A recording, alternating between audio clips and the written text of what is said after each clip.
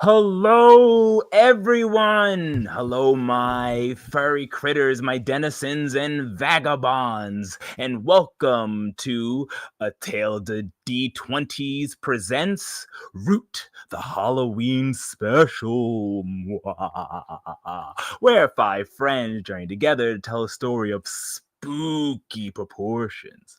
I am your host, TaleWeaver Omar, and I am joined by a fantabulous cast of creators and professional game masters as we are all brought here for Magpie Madness, the event we do every year where we raise money for the non-profit organization, the Trevor Project.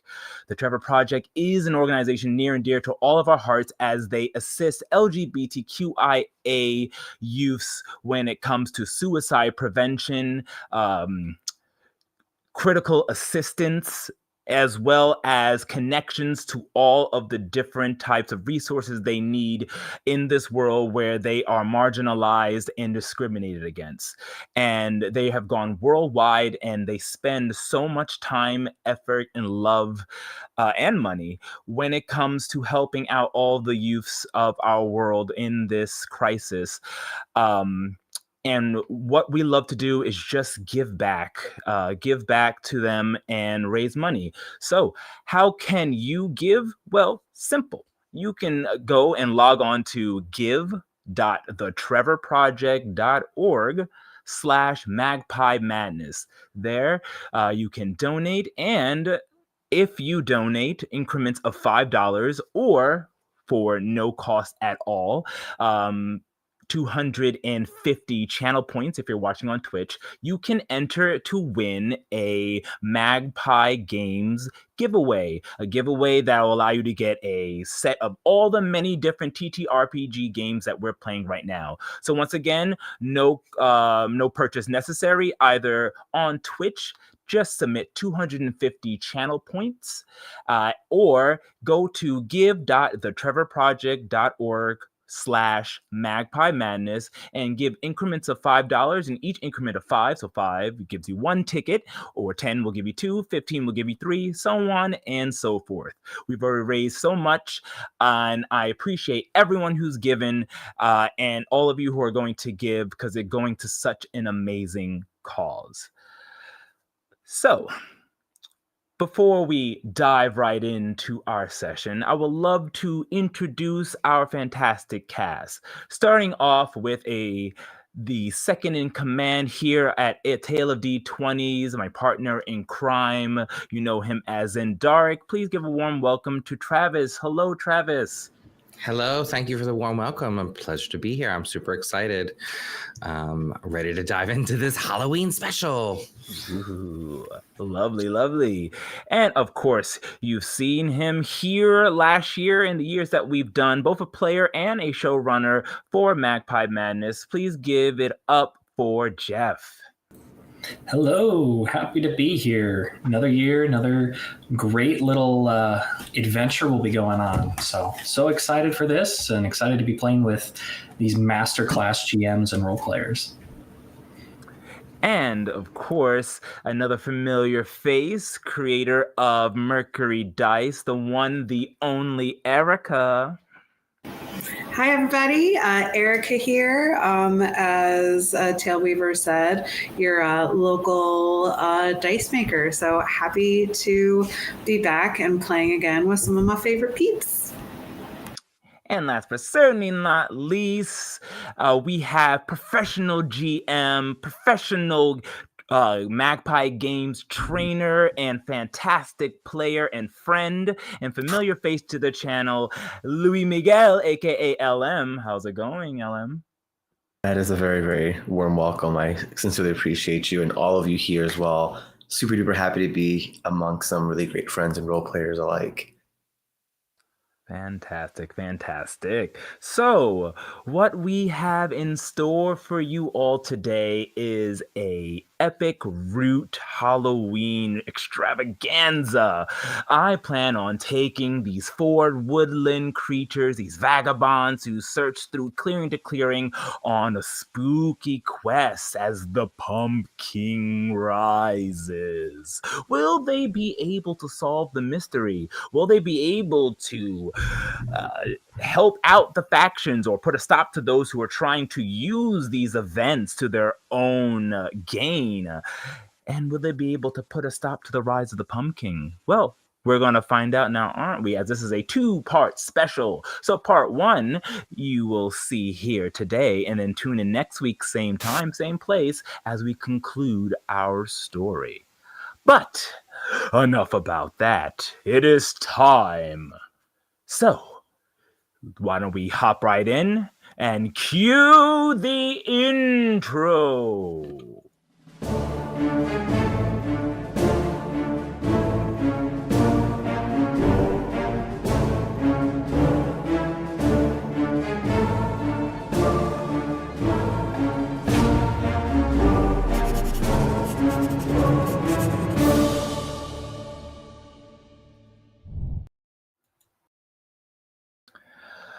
All right. So, let's begin our epic tale.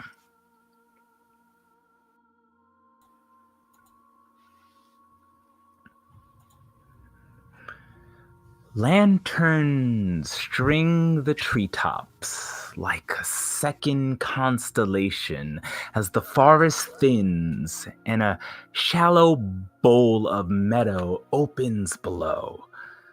Welcome to Candle Glade. Harvest banners stitched with pumpkins and paper bats. Stalls steaming with cider and spice. Fiddles and drums warming the air. The river slides past in dark silver. Ferry poles tap the current like metronomes. Boop, boop. Up on the ridge, covered bridge keeps its own council. For now, though, as we begin this tale in this ancient woodland, you all find yourselves walking through the forest as you go through the patches and the shrubberies and finally make it back onto a well-traveled road. The sun is beginning to set. Not quite night yet, but surely it is on its way. A cool autumn wind blows down your backs as you look at the local sign and a post pointing to Candle Glade. You all were called here for one reason or another. The mayor had reached out to you as vagabonds, those who are not aligned with any of the many factions that live inside of this woodlands. Someone that he can trust to actually get the work done. Because something amiss has been happening in Candle Glade and possibly beyond. When night falls, an eerie fog blows in, and the fog takes with it the light of the lanterns. The light that is supposed to protect from the dark spirits that wander around the entirety of the woodlands. And when it goes out, many denizens have gone missing, one by one. All the factions seem to not care as much as to protect the denizens, but more so to see what they can gain. The marquisette, the cats, trying to find some monetary value from the plight of the denizens. The Eyrie, trying to reclaim what was once lost through fear or tall tales of protection through ancient rituals. The lizard cult who believes that this fog, this darkness is all just a sign from the great dragon god, the god that blesses everyone. And if you just give in to this, you will find salvation. And the Grand Duchy, the moles that dig underground, who believe that only by burying oneself into the earth will you be able to protect who you are. And only the Grand Duchy can teach you how to do this. Each and every one of them out for their own personal gain, but the denizens have to pay the price. This is why you all have been called. So one by one, you all make your way, seeing a large clearing that stretches for almost a mile. Tall wooden fence can see encapsulating the perimeter, about 30 feet tall, as the gates are now open. You see a plethora of different animal species walking in, garbed in costumes and masks, young children laughing with glee as they run around, picking up apples, tasting the treats from inside, and enjoying the day while it lasts. You all walk in, pass the guards who point you into the direction of the mayor's abode, step up to a cobblestone road, the river herd swooshing by in the distance. And as you make your way up the hill, you can see a moderately sized mansion made out of stone and wood.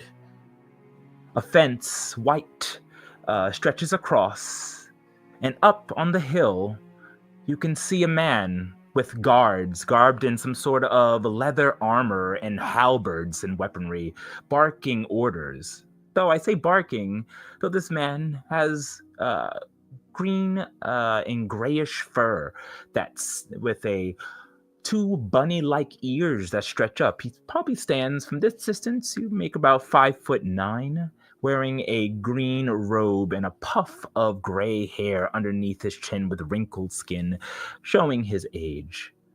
But there are 3 others aside of you who also reach the entryway to this manor.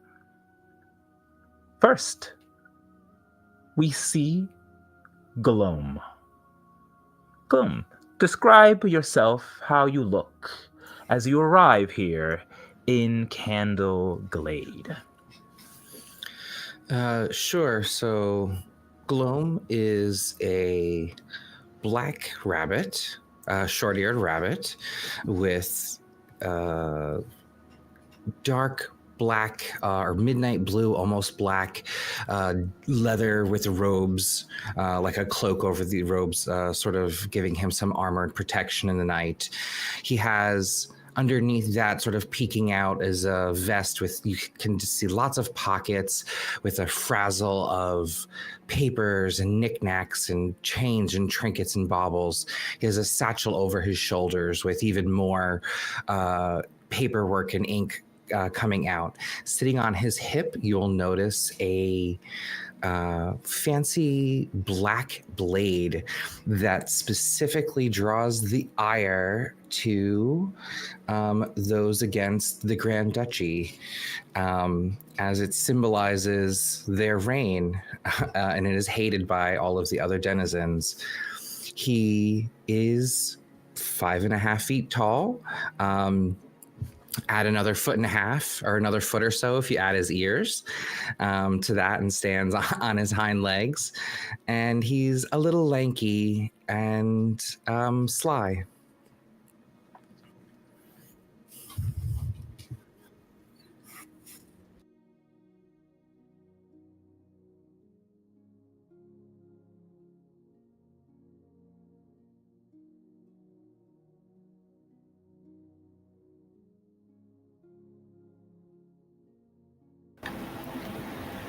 So Igora is about 3 feet tall or so, the shortest of everybody here.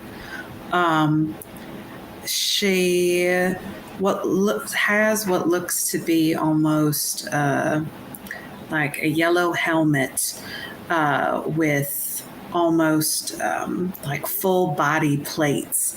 And at first glance, you might think like, oh, this is like a helmet, this is armor, but it is actually part of her exoskeleton as she is an isopod. As she's walking up, you see she, in her series of arms, and one arm is holding a journal.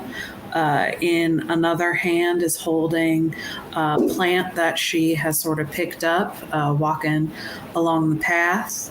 And in her other hands, you see this what looks to be almost like a collapsible axe as she walks forward. Excellent. And then not too far behind, meeting up, we have a hidden prince, royalty amongst the vagabonds, as Reed makes his way. What does Reed look like, and how does he carry himself as he approaches the fence? Strutting on all fours, 2 paws at a time, Reed makes his way up to the mayor's post with the rest of the group, and they're looking around the clearing and they go, this place might be a good place to settle down if it weren't so gloomy. Reed's a white cat with very fluffy fur, but most of that has been matted and turned brown by mud, completely caking and covering the details of the pattern of the fur. Other than this, Reed carries himself very proudly, chest puffed out, head held high, very regally for someone so dirty. At their side is a fishing spear with a line of tackle on the side, and as they get bored of waiting, they play with the end of it like a little cat toy. Love it. And then seeing three other people waiting as they all cross simultaneously, we have a very intriguing owl. As Ollie, please, what do you look like as you approach? And then you all meet together for the first time in quite some time, it seems. Ooh, Ollie, looks like Cat has your tongue. Haha, but I think this is the first time we see an aerial view as Ollie is descending from the sky. We see his wingspan is about 4 foot in length. He's not the tallest bird, but he is still very capable. But when he lands, you see that his soft, yellowy brown plumage ruffles down by his side. And this is the first time you get a nice catch of his swirling cloak that he wears around him. But that's not even the best part. Aside from his fancy demeanor, you notice that within his cloak, he whips out what looks to be almost a harp-like musical instrument. And this is essentially his most valued possession, the tools of his trade. But the thing is, this harp is small enough where he can keep it hidden inside of his swirling cloak. But it is something he uses often when he's looking to maybe bring some merriment. And he does take it out and he plucks a few strings with his feathers. And he just goes, "Ooh, that is such a quite nice tune. Where do we find ourselves now? Ring." And so, my chronicler, my prince, my champion, and my raconteur, you all find yourselves meeting up at this fence.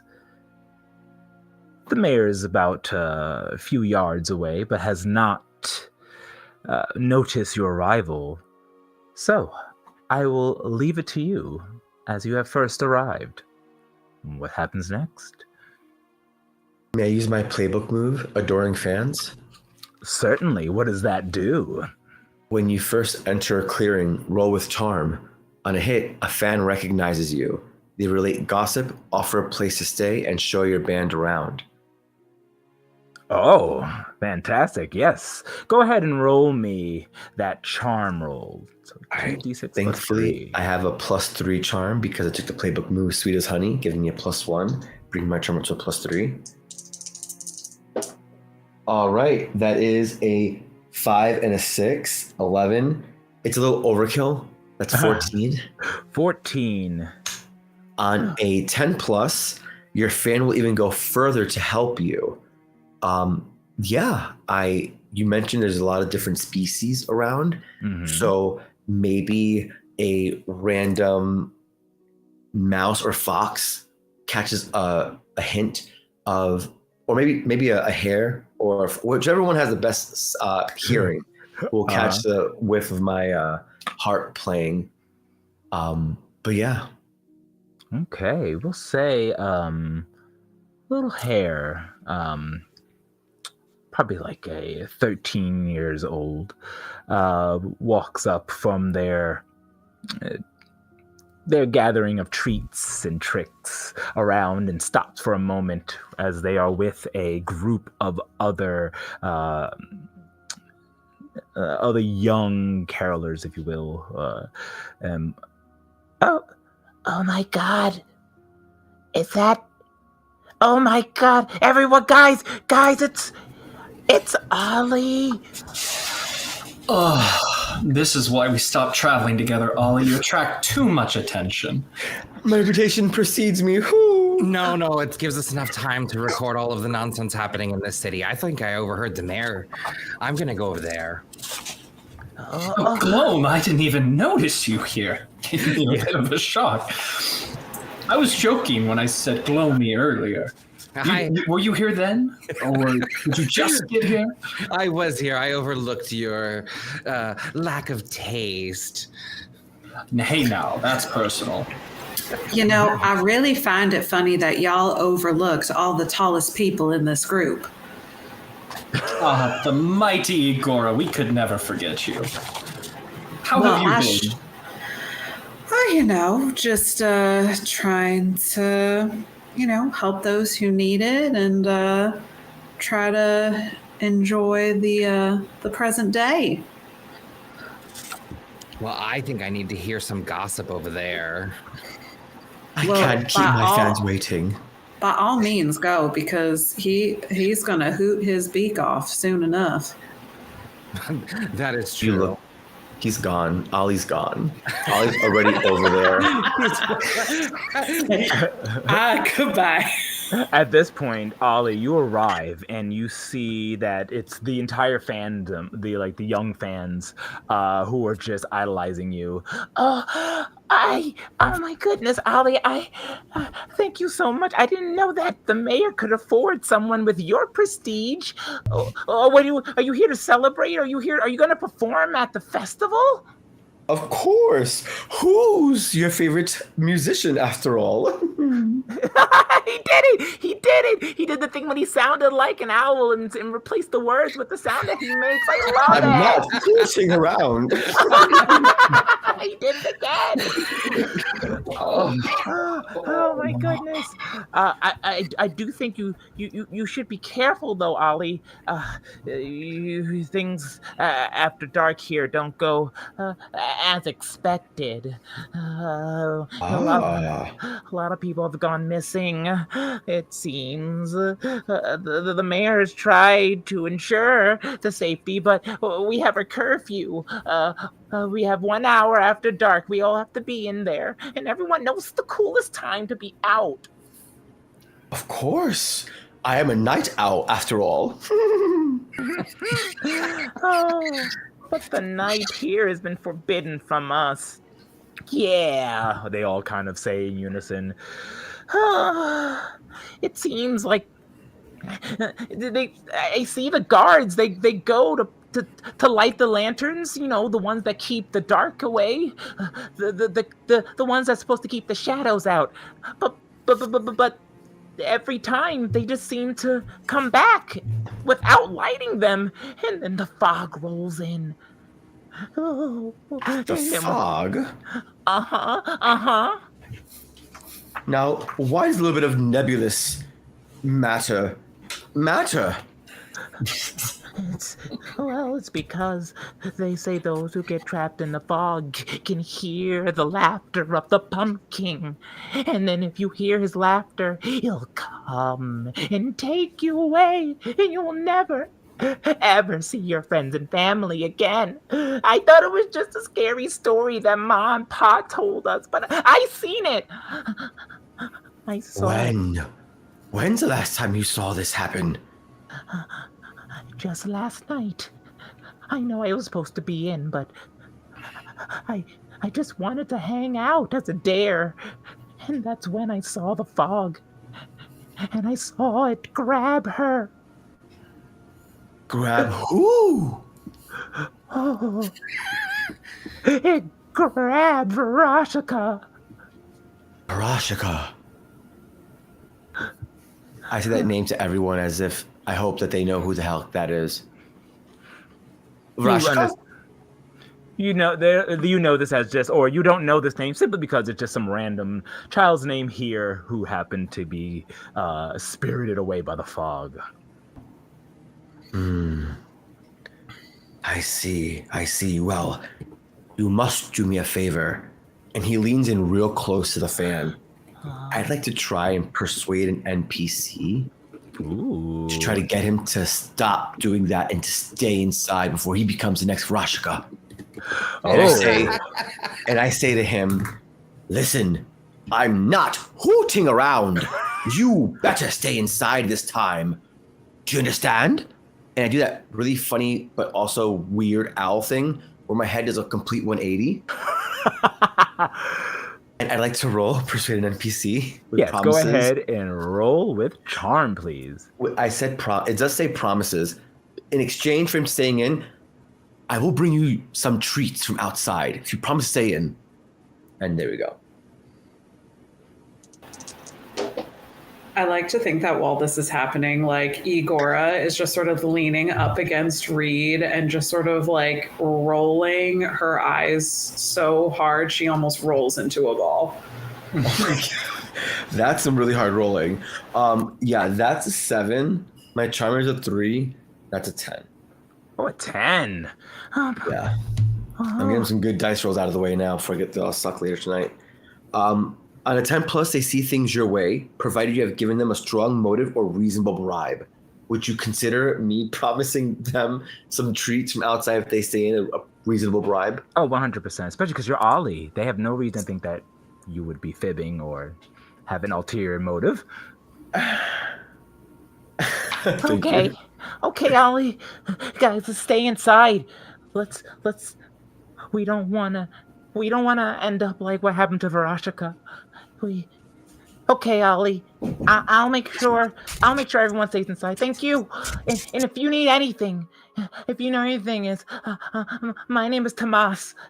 I live in that hut over there. He points over to little hovel. I it. wanna help you as much as I can. I'll keep in touch. Thank you. Come on, guys. Let's just get our last pickings before it gets too dark. And they run off. As the rest of you, were you hanging around as he was chatting, or did you head directly up to the mayor? Me. Sounded like Gloom was going straight up there. Yeah, so I feel like I didn't give a backstory. So Gloam is he is an observer and a recorder of truths and knowledge. So it is his drive and passion to record history. So he's like a little bit mix of a historian, a little bit mix of a tabloid artist or author. Artist is I'm all about like seeking the truth and knowledge knowledge, but also shit talking the truth and digging up history. So he like sort of like walked away from the group like sneakily and like slinked over to the mayor and like kept an ear out. I'm not activating one of my moves, but to sort of blend in the immersion, I have a trait that's called Eye for the Real Story. So while Ollie's dealing with children, I'm actually listening to the mayor and like preparing to address him. But like I'm listening in, trying to observe the situation before I like go talk to them. Got it. Reed, how about you? Were you still with Ollie? Did you head up with Gloam? I was standing with Igora, and I think we were watching what was going on with Ollie from a little bit of a distance. And I think if Igora follows me with this, I think after the crowd parts, we'll probably walk over to Ollie. Yeah, for sure. Always the center of attention, aren't you, Ollie? It is who I am. Did I almost see you were almost without words there for a sec? Oh, him? Never. Just for a hot sec. Listen. Sometimes I get ahead of myself. So it's okay, it happens. Always chasing after more fans, always drawing the biggest crowds. Tell me, Ollie, why are you here in Candlekeep? Why not somewhere larger like Badger's Gate? Surely you didn't come for the pumpkin. Well, we do have a mystery to solve, and you're going to need every single last brain cell to be able to get it figured out.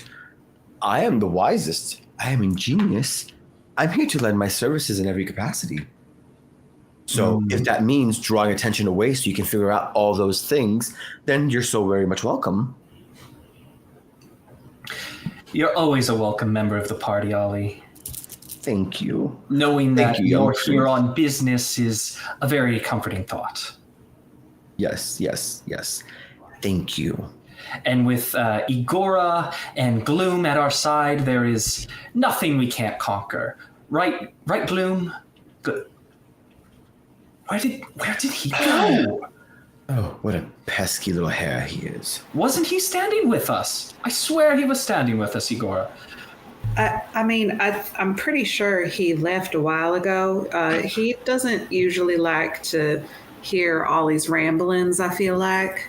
So I think he wanted to go straight to the source, as he might say. He's probably telling his tragic backstory to someone who doesn't want to hear it. Let's go before we get kicked out of another clearing. Let us be on our way. Such a rookie mistake. Quite talentless, really. That was a little bit of a stretch, love. I'm laughing on the inside. And with that, the three of you open up the gates and start to head your way up the hill as Gloam, you hear the mayor talking, who has not noticed you quite yet. Several of the guards are just at a panic, as so is he, not taking away from the, what's the word I could use, the intensity of the situation as he goes, we have to ensure that the lanterns stay lit this time. We lost one. And one denizen lost is one denizen lost too many. I told you to go and light the lantern. Why did you return without it? I don't know, sir. I'm sorry. It's like something hit me. I'm not sure. And then all of a sudden I find myself back at home. I'm really sorry, I don't know. Sorry is not an excuse. Sorry won't bring back little Verasica. As he turns and notices you. You see me like uncork a marker, and he is scribbling everything he has written down into a notepad. The mayor has admitted, I'm sort of mumbling back. Kyle has been lost from the Sir, please, you heard nothing. That was a private conversation. I'm currently, wait. He is choosing to take this off the record. But let the record state that today, on this day of blah, blah, blah time, the mayor is seeking for aid in Keyblade. I'm sorry, I don't have the map up in front of me. Candlekeep. Candleglade. I will say, I would like to sort of read a tense situation, if possible. Ooh, you certainly can. Why don't you go ahead and make that roll? Okay, I get to roll with cunning, which I have +2 in.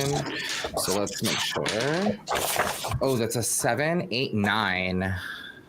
9 total. So it says on a 9 get to ask one question. I will say which one of these? So I can ask what is my biggest way in, out, or through? Who is the biggest threat? Who or what is the most valuable to me? What should I be on the lookout for? Or who is in control here? And I feel like I have a vague concept of most of those, but I would say let's dig deeper on what should I be on the lookout for?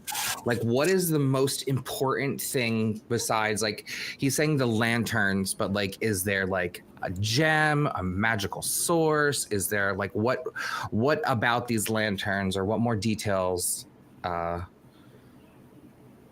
can we discern? When you mentioned, so what you should be a lookout for is when specifically he mentioned that, or to say the guard mentioned that he was hit with something and got into a stupor of some sort and woke up at home. I mean, it doesn't sound like it sounds magical in the sense, but also sounds like maybe someone nefarious is involving. Can I ask the mayor? I'll say is the guard that was knocked out there talking to the mayor? Yes. I'll walk up and I'll say, "Don't worry here. I'm with an adventuring party. We're here to help. My name is Perrin Duskrit. Don't worry. I will only publish the facts and the true story everywhere. Nothing but the truth comes from this pen." And I would like to, I'll turn to the guard and I'll say, did you have like a bump on your head afterwards? Were you physically hurt, or were you befuddled with magic or mysticism? He begins scratching his head a bit. This is like a small bear, like a thinner bear creature. As he scratches his head. Well, I remember feeling like dust or some sort of smell. It smelled sweet, and then after that, it's just I just woke up back in front of my door. But by then it was too late, and the fogs had already called in. And if you're caught out in the fogs, well, unfortunately, you may not find yourselves out. I'm going to turn around and stand up on my hind legs and pop my ears up and look for my allies to see where they are. And I'll say, "The mayor's here with an idiot guard. We can still talk to them." Idiot guard, what? As the three of you are making your way up, finally you reach the summit where the mayor's house is, and you see a confused guard, confused her GM, the world master. None of that matter here, no. But the mayor just looks around and says, What do you? You're the The adventurers I called. Oh, why didn't you say so in the first place? Come in, please. We have much to discuss. Step inside. As he goes to open up the door. I quite like the place you have here, Mayor. It's not too shabby. Can you wipe your feet at least? Oh, that would be terribly rude of me. I wouldn't want to get mud everywhere.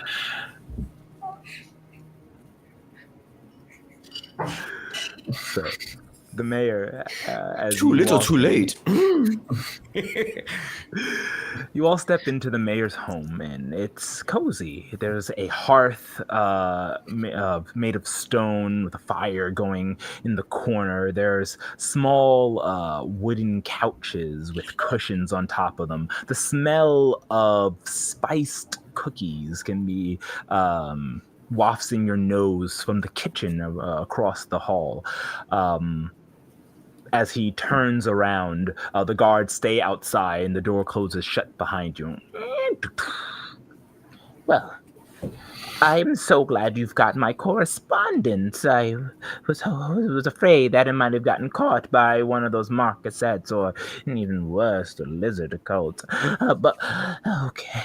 So, as my letter had said, there's been strange happenings going on here in Candleglade. It all started weeks ago at night.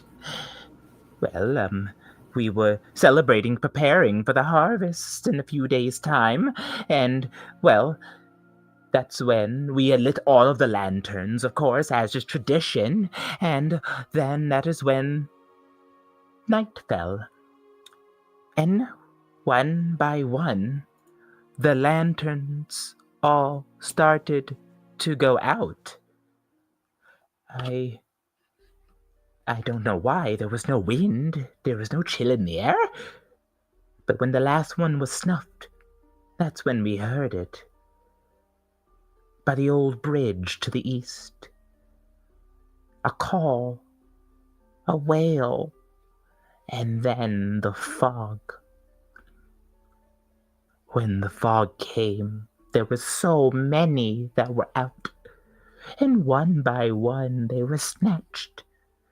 Many said they saw a strange beast with a jack-o'-lantern-like head, wearing a crown. The dreaded legend of the Pumpkin. He had not appeared for centuries, but now he has returned for some reason, and I fear it's not just our glade, but all of the clearings in the woodland are in danger. I heard rumors of the same thing happening elsewhere. You have to help us. Oh, calm down, old man. The Pumpkin is just a silly children's story, something you tell the cubs. Certainly there's some faction work at play, or some explanation to this. Nothing supernatural. You haven't seen it. I have seen them in the shadows.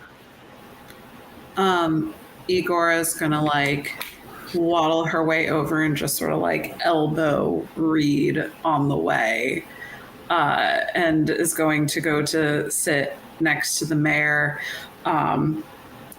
and take the mayor's hands. And I know stuff like this can be scary, Mayor, and I'm so glad that you were able to call us so that way we could try to help you and your people. Now, can you tell us anything more about the call that was heard out of the fog? Was it a word? Was it calling for someone? I don't know. It was a painful wail. It sounded as if someone was dying and hurt. Those of us who went to inspect it were the first to go by the fog. Captured by the Pumpkin. So there's more than just the child Vraska? Oh, she was the latest victim, yes. How many people have been taken? This is And you see him just like flip open a book and start going through like records and tomes. He's like going through any information he brought with him about the Pub King. Oh, it's over 20 at this point. The people are starting to be afraid. We've done as much as we could, promised that we would figure it out.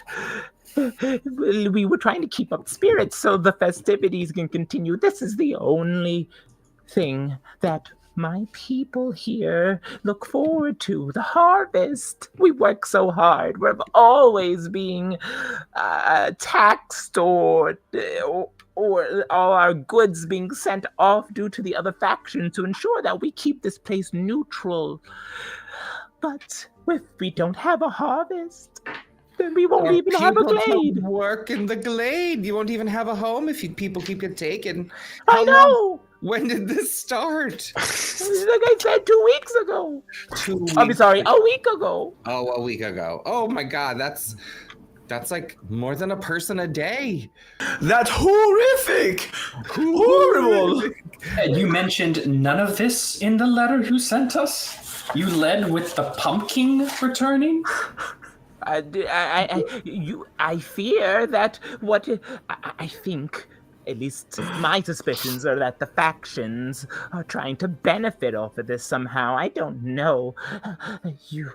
I have seen the agents of the Marquisette on the edge of the town. I'm afraid they may be doing some shenanigans, but every time our guards go out there, well, you've heard what happened, and some of them have even stayed in the fog and disappeared. All right. Side note, did we ever get the mayor's, name? You did not, but I will give you his name. Okay, cool. As I peruse my notes. I almost didn't take this quest. I thought it was a joke. 20 children are missing. Come, little children, take me away. Our unearthly harmonies as we all try to sing.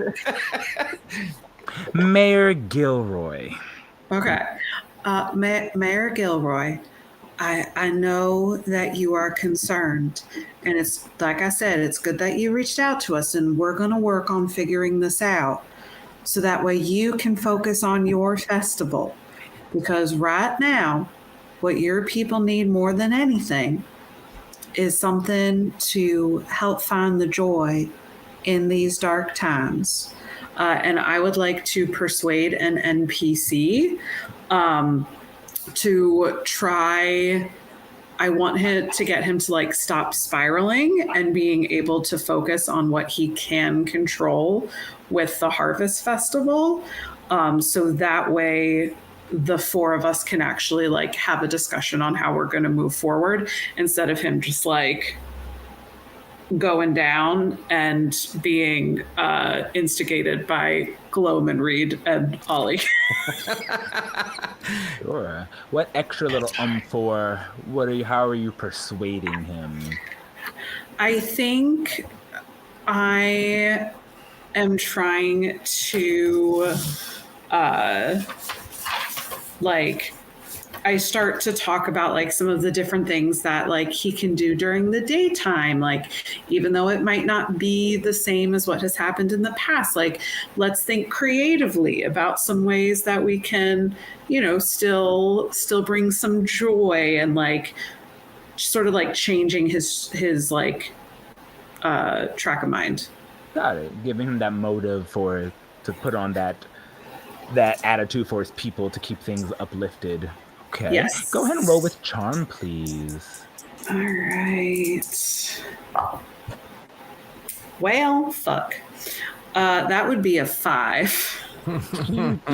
You just don't know. You don't understand. The people are counting on me. Oh, this old hair, these old bones can't handle the stress anymore. Look, I just need someone brave enough, someone who can go to the outskirts of the city, see why our lanterns are going out, and and keep them at least for one more night. We'll figure it out. Just protect us. Does he have any like paperwork about in this office? Oh, there's tons of paperwork in this abode. I would like to use Igor's attempt at calming him to take advantage of this situation and use my search the records. And now I'm not looking for an exact answer, but the search the records says when you examine the documents, records, or assorted notes of an important NPC, roll with cunning, and on a hit, you discover evidence of their secrets. The GM will tell you who would pay for this information if you try to uncover it, which might not be relevant. But on a miss, the search yields results are terrible news. Someone is acting against you or in your interest in an unexpected arena. So I'm sort of looking to see is, as you were sort of suggesting, there's lots of different factions playing a part. I'm in particular looking to see if there is any like owed debts that are sitting on the paper, on the debt, like clear, ledgers from the Erie that's saying like you owe back money, or, the lizard folk being like, we're coming, or, obvious, records of sort of, potential mishap. And maybe there is none. Maybe he's been a mostly up and up mayor and just isn't sure. You look around. I have to roll first. So I have to roll first. Oh, sorry. This doesn't just happen. So this is my search the records. I get to roll with cunning. So this is my +2. And that is a 5, 6, 7 on the dice. So that's still a make it. Yep. A 7 hit. to 9. Yes. So on a hit, you discover some evidence of their secrets. The GM will tell you who would pay for this information if uncovered. So maybe the mayor has some secrets too, or however, but you can interpret that as needed. But you look around really quick. Can you spot what looks to be I want to say it's a threat. It's definitely a threatening letter. Asking for contributions to, and you see at the bottom, the mark cassette. Mm-hmm. You see that it looks like it has not, it looks like it's been touched and thrown to the side as if ignored. Could I take it? I'm going to grab it. Sure. I'm just going to shuffle it in with my paperwork. Oh, I'm just going through some notes over here. Don't worry. Oh, so are you trying to kind of secretly, are you underhandedly trying to do it unnoticed? Sleight of hand, perhaps? Yeah. A rogue. I do have a pickpocket. Would this be? Oh no, this is more sneak, I guess, right? No, I would take. Yeah, this is more sneak because you're not going into his pocket. You're right on the table. It's a sleight of hand. Sleight of hand. Yep. Mm-hmm. So if you don't have sleight of hand checked off, that's just rolling with luck. Okay. And I put 1 point in luck, bringing me to a 1. Come on. Ooh, that's 8 on the dice. 9. Wow. Ooh, can we make that a 10 if I help him? Yeah, you certainly can. How are you helping him? Mayor, you've been keeping something from us. Are those spiced cookies I saw on the shelf over there, on the opposite side of the room from where Gloam is? Don't look that way, where the cookies are. Okay, so you mean not there where your friend is suspiciously over by my papers. You mean over there by the kitchen? Look at the cookies. Yes, can we have one of those? Yes, I'm so glad you asked. I'm just going to turn over here, not and make sure I don't see that at all, and go grab you some cookies. And you that would be marvelous. And he comes back, and here you are. They're spiced ginger cookies. I've been baking them. Hey, one for you and one for you. Oh no, I'm allergic to ginger. Oh, well, that's your loss. Well, very earthy. Yes. It's a lot of the ginger grew right off my backyard. I kept some of, the local soil in there to have that extra. Hairball. Sorry. Well, I just wanted to know if I just needed to find some brave vagabonds who would go and light all the candles. I know that if it's lit, if it stays lit, perhaps it will go away. Will you take on this task, this dangerous task, and find out what is putting out our lanterns and ensure that we have a safe harvest? We are going to do all that we can to make sure that this happens. Right, team? Absolutely. We will observe what happens.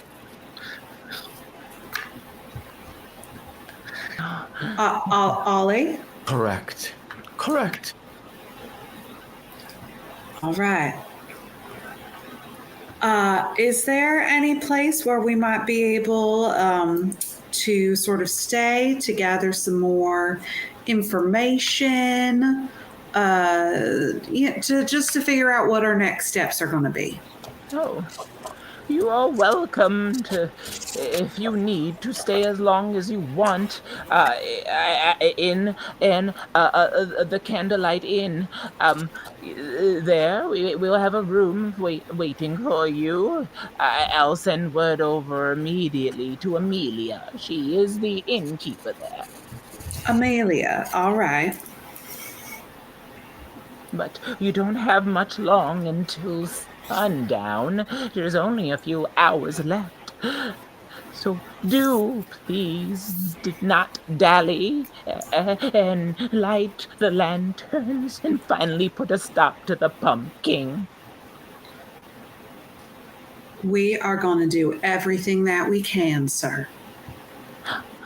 Oh, delighted. Thank you. I knew I called the right people. The only thing you'll have to worry about is what you're wearing to the festival. Consider your problem taken care of. Oh, thank you so much, Reed. I know I can count on the four of you. Now, if you don't excuse me, I have to bake some more cookies. Next flavor is going to be ginger carrot. Ooh, I can't wait. And begins hopping over towards the kitchen, leaving you all to your own devices. I like to think that Igora is like eating the cookie like it is like a glass of wine and picking up on all of the different notes of like the soil and like the compost that was in the soil that grew the ginger. I'm gonna say good eye read on clocking those steel cookies, but if he was gonna leave the room in a minute anyway, I would have just waited to take the paperwork until he left. I sort of whisper under my breath. No time like the present. I'll say, because I'm a chronicler and an avid reader and writer, I've quickly scanned this document, and it looks like the mayor's in some shit. He's not telling the truth. I sort of like say to the group really quickly, and let's get out of here. You don't have to tell me twice. I hand my half-eaten cookie off to Igora and leave. I'm going to grab an ink vial on his desk, just to re-up mine. Certainly. Alrighty. So, as you leave the abode of the mayor, you exit out and see that the sky is now an orangey hue with flecks of purple showing the signs of the early coming evening. But you still have some time to kill before nightfall. What do you all wish to do next? Go to the scene of the crime, which he would have said it was the east by the at the edge of town, specifically where the bridge was, or check out anything else, stores, do some reconnaissance. What would you like to do next? Should we go to the bridge during the day and check it out before the fog comes? I think that's an excellent idea. I think we should also look at as many of the lanterns as we can. Maybe find some that have a good vantage point that we could see and observe what happens at night. All right, let's Head east towards the bridge. To the bridge. All right. Always towards the bridge. So it sounds like you all going to the bridge. You continue to make your way through the town. The later it gets, the less and less the denizens are out and about.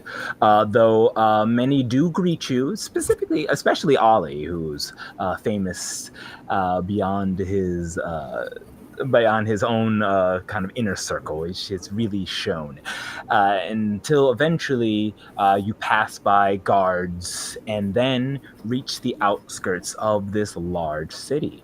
Takes you about a half an hour at a normal pace, though you start to see where all of these lanterns that are currently lit are lining up. Some of them are in the trees. Some of them are in a reef form. Some of them are just sprawled about in small little pumpkins and gourd-like fruits, emulating scary faces to scare away the dark spirits. And then you reach the bridge, a small little creek that goes through the clearing. Seems ordinary at first, though out of all the places, this place here is the least populated, with just people making their way through as quickly as possible to get away from this supposedly haunted bridge. What do you all wish to do while you're here? I would like to take a candle out of my backpack by marking a depletion and swap it for one of the candles in one of the jack-o'-lanterns. Oh, okay. You go in. Are you blowing the candle out, or are you lighting your candle with it? What's happening? I'm lighting my candle and replacing it, and then blowing out the one I'm taking. Okay. So you go ahead and swap candles with your fresh one, placing this used old candle in your pocket or using one of your depletion.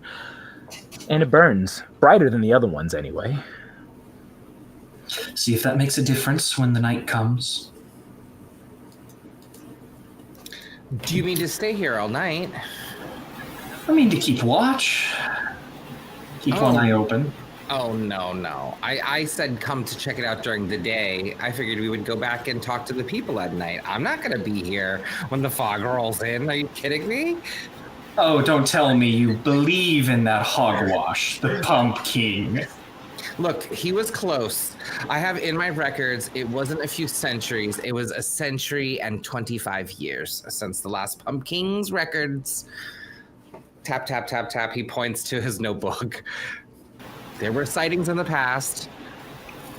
Reed, I'll join you. It's okay. Let them do their own thing.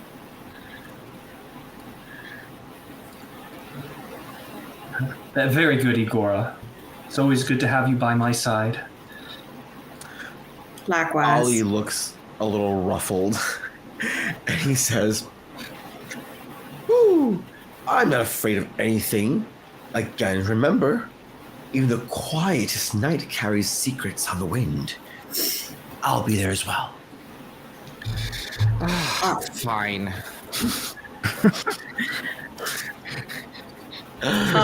Twist my leg. Twist my ear, why don't you? Twist my ear, why don't you? Yeah. Igor, what were you saying? I wanted to take a look around to see if there were any disturbances in the earth, like anything that might indicate to things being moved, footprints, anything that can be gleaned from earth disturbance. Well, you begin to look around, investigating, and there is something peculiar. By the lanterns, especially the ones that are towards the entryway to the clearing, and the ones that are around the bridge itself along the creek, there's a strange set of footprints there. You haven't seen many cats inside of Candlelight, but looking here, there's three, maybe about 3 or 4 of the same sets of footprints around the corner. Reed, come here. Yeah, yes, Igor. What is it? Can I look at your foot real quick? My foot. Yeah. I suppose. I lift up a dainty paw for her. Ollie, come here. Yes. Do these match?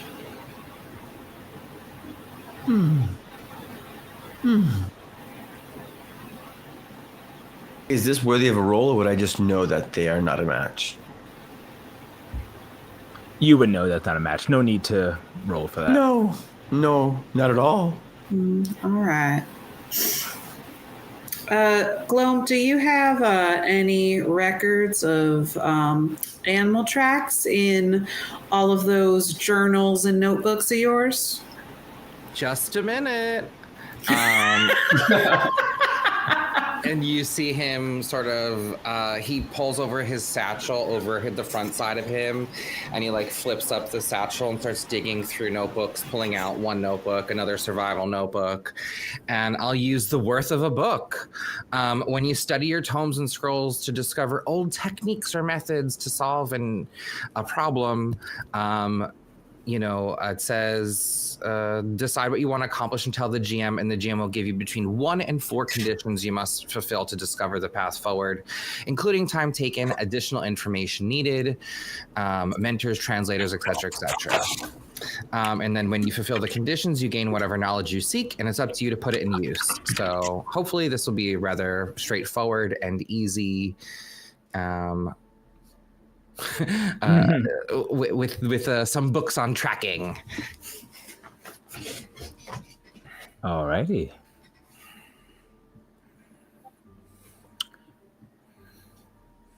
So, looks like Igor has turned into a large cat. No, just as a portent. But in your book, you're able, and it will take some time, is what all it will cost you. You begin to analyze, and yeah, these are footprints of the marcassette. Not just any marcassette, just by the weight and the way it's pressed and the markings in there. These seem to be, I wouldn't say, not royal marcassette, but those who have ties to the marcassette government. You see Gloam has now pulled out an additional notebook, and this one is like a graph, and there's like lots of charts. Think modern day Excel spreadsheets. And you see here, because of the depth and the width, this was a fat cat that stood in these tracks, and we're able now to determine for sure it was the marcassette. Yes, I'm sure of it. And I'm sorry the sun has set, but it is for sure getting written down. This happened. And you see him pull out his notebook where he was tracking the story of Candlelight. And he writes a confirmed marcassette, around the fog bridge in the night.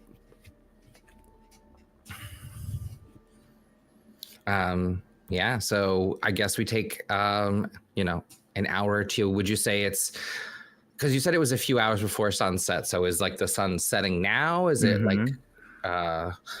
At this point, it's starting to get dark. We could find a spot to hide. Do you want to follow these tracks? Or just assume that they will be coming back using this method and maybe set an ambush?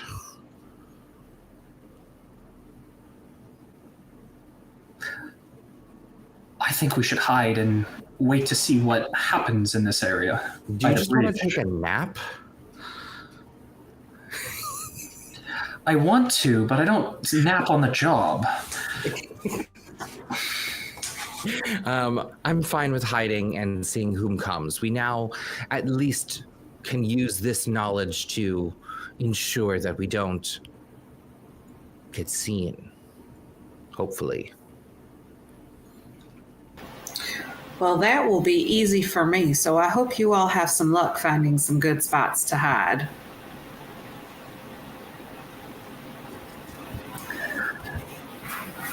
I will look for the biggest jack-o'-lantern that I can find, one that is like reed-sized, and I will take the candle out and I will crawl into it, and my tail will like stick out of it still, and I'll struggle to pull the tail in if I can do all that. If I fits, I sits.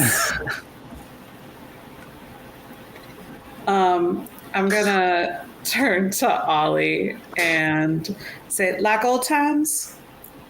Like old times. And I'm gonna I don't know, hitch a ride, wrap myself around your ankle or something. All right. And I will park myself up against a tree and pull like my black cloak hoodie and tuck my stuff underneath beside me and sort of just look like a prop, a skeletal prop. Or like a dead adventurer body, under a tree. Okay. So you're all kind of going incognito as you wait to see what happens when the light dims and the night rises. So all of you seem to be trying to be stealthy or sneaky. So if you're trained in it, go ahead and roll your sneak with your cunning. But if you're not, please go ahead, or finesse. But if you're not, go ahead and roll it with trust fate, which is with luck.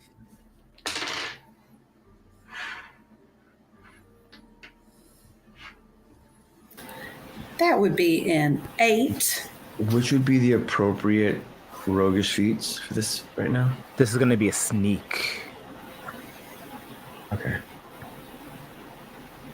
Do not have that, so I'm trusting fate. Right? Solid 5. A 4. Oh no! Shoot! A I dropped my 4. die.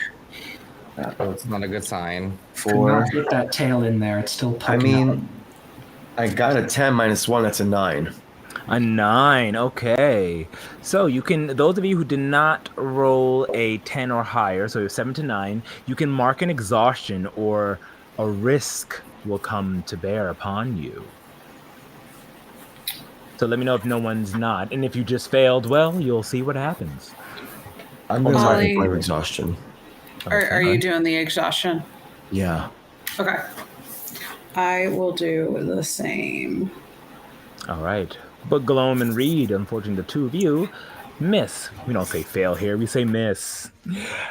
Because it furthers the fiction. So the hours go by, and most of you are well hidden in the shadows. And as night comes, you all witness something. Something odd and strange. In the shadows, it's a feline, 3 feline-shaped figures. They carry their own lanterns, walking until eventually they come into view. They seem to have come from an opening of some sort, a hole in the edge of the town, and are making their way up. Here? We gotta do it again? Yeah, put these out. Just blow them out. We gotta make sure, we gotta scare them. Then they'll be able to buy into it. As they start to walk over, and you see them picking up lanterns and blowing them out one by one. At least the ones around the bridge, specifically. The coast is clear? Yeah, I believe the coast is clear. Hey! What are you two doing there? As he points and looks on over at Gloam and Reed. I'm like writing in my notebook, and they're blowing out the candles, and next to the bridge, they're talking about their schemes. And he sees me scribbling in a notebook. You notice that it is a tabby-colored marquisette cat standing about 5'4", round tummy, wearing a black and brown tunic to kind of blend in. Next to him is a silver-colored, grayish silver cat with long black whiskers in the same garb, who have what looks to be weapons on their side that they're now drawing. Sking! 2 swords as they step up towards the two of you. You've seen too much. I will stand up now, since I'm assuming I was like sort of sitting down, and pull out my mousefolk dagger, pen of sorrows, and I will say, step back. You don't want the truth to get out, and if you attack us, one of us is going to escape with the knowledge of what transpired today. Gloam, you totally gave us away. And can I like break out of the pumpkin so I'm like wearing it? Like punch my arms out of it? Yeah. They totally noticed that you were hiding in it, and at this point, you pop out and you're just wearing a pumpkin armor. Please tell me that that's like a plus, like you get a box to mark off for some armor. You get, I mean, this is not even worth it to even say it's armor. It's a pumpkin. It's a gourd. But they walk up to you threateningly. There's more of us. You saw one, then you saw two. I'm not like, before he gets like within, like 10 feet of us, like I'm trying to persuade a NPC or trick. I'm trying to trick. Trying to trick an NPC. All right. Exactly. Go ahead and roll with cunning, please. All right. Give me different dice. You failed me. Meanwhile, Igor and Ollie, you're completely hidden. Oh my god. That is 2 1s on the dice. Snack eyes. Oh my god. That's so bad. That's a 4 total. And, is this a tense situation, you think? Oh, yes. It is quite the tense situation. Would you like to read it? I would like to try. 5 plus 1, 6. I am illiterate, unfortunately. They look at you standing there dumbfounded. I know exactly where we can put these two. I don't recognize them here. I don't think they're part of this clearing. Let's just make them disappear. And they are going to go and attempt to ensnare you with the rope that they happen to have and get you out of there. Igora, Ollie, the two of you are not seen, and they are coming with full-on malice to Gloam and Reed. Do you just let them take you? Or are you on a fight? What happens next? How many of them are there again? I'm sorry. They're just 2. 2? Right. Yeah. I give Agora a look. It's a look that I give her whenever I feel like, is it time? Time for the attack? And Igora just sort of rolls herself into a little armored ball. And you just sort of hear this like muffled voice from inside. Just go, full of strike, my friend. Eyes wide, wings ready. That's how you survive in the woodland. And we swoop down and I drop you as I am going to also take out my crossbow and attack. And I think we're jumping in to help save our friends. Yeah. All right. I am also planning on storming the group by rolling in like a wrecking ball. She got dropped like a wrecking ball. All right, so the two of you swoop in like a dynamic duo as these two felines are about to pounce upon your allies. So I will say the two of you have the initiative in this moment. So explain to me, if you're going to attack, narrate your attack and go ahead and make some rolls. Either use an ability or you can use the basic move to make your attack. I'm attacking with my crossbow. So I'm Okay. attacking from actually, you know what?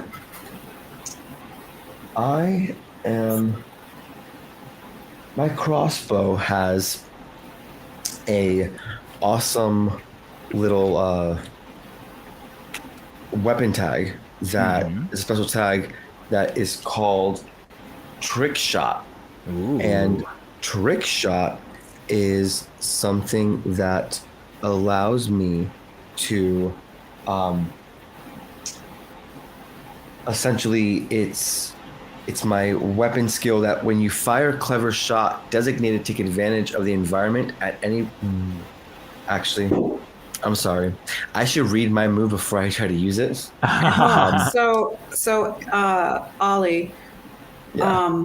so I guess my question is if I roll in to try to like bowling ball and like throw this group off their game, could that then give you, Ollie, a chance to do better with your weapon move? I think if you attack them first, correct me if I'm wrong, my lovely GM, but if I wait, would those foes then become vulnerable? They will, if they will be, yes, they will still be vulnerable, yes, to your attack. Okay, so yeah, attack them first, and then All right. that way I can utilize my my other abilities on my crossbow. Heck yeah. This is kind of the benefit of you staying hidden. You're going a 1-2, and then after that, they will no longer be in that vulnerable state. Gotcha. Thank you. All right, so at least the way that I picture this is I'm in my ball, and Ollie, you sort of like rear back and then just sort of like throw me forward. And I am going to storm the group.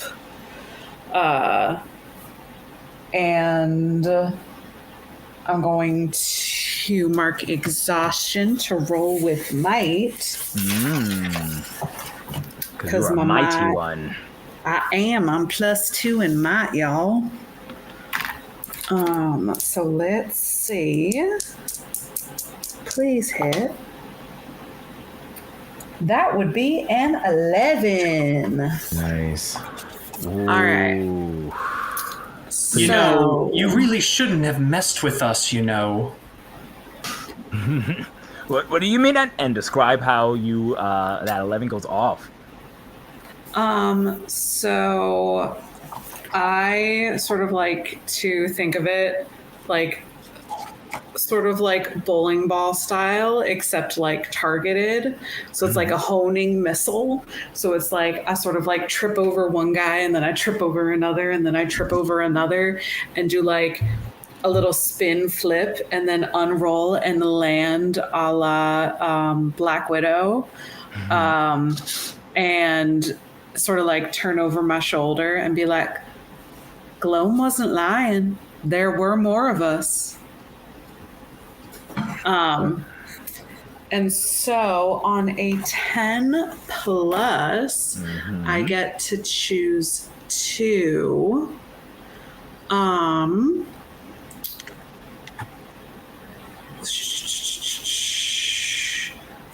So I'm going to keep them off balance and confused, so I inflict 2 exhaustion. Okay. And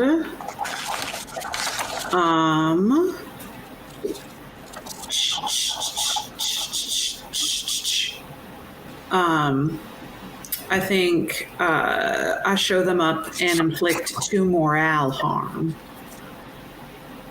Okay. So they are getting exhausted and they are losing their morale to fight. Very nice. You go in There's there. 3. Are there 4? Are there 5? There could be even more. And at the same time, with them still off kilter and off balance, you see your moment to strike. Ollie, how do you proceed? I think in this moment, you're going to see Ollie as he's swooping down, whipping out his crossbow. He's going to line up the shot, and then when he pushes the trigger, we're going to see that he is going to be waiting to actually get much closer, because he is instead going to use his special tag of hair trigger, mark where to target a vulnerable foe at close range instead of far. Ooh. So I'm not trying to miss. I'm trying to hit them where it hurts. So you see me get super close when I let out the shot, and I marked the where on my crossbow. It's got 3 boxes. One has been marked. And yeah, that does 1 injury. And I think at that moment, when that goes off, since I attacked at close range, I have a question, my lovely GM. May I please roll to disarm? Since I'm attacking my foe at close range, I'd like to roll with finesse to see if I can strike and have him instead drop his weapon. Okay. Yeah. So it's right more there. so going for me, instead of trying to just attack them, I'm going for like the hands, their paws. Right. Yeah. Because you're a melee, I will count that. So go ahead and roll with finesse, please. Awesome. That's a 6. Oh my gosh, I can't make this up, boo-boo. That's 2 6s. Oh. Plus my finesse. My finesse is a +1. No, Plus +2. That's 14. 14. Very On a disarm, nice. on a hit, they have to mark 2 exhaustion or lose their weapon. It's well out of reach. On a 10+, they have to mark 3 exhaustion instead of 2. Your choice, my love. They cannot. They have filled their exhaustion box, so they will just drop their weapon onto the ground. Far range. So it's out of reach. Okay, are you like shooting the weapon out their hand and it's flying Basically, back? yeah. Love it. Yeah. It's like, ah! As it flies up.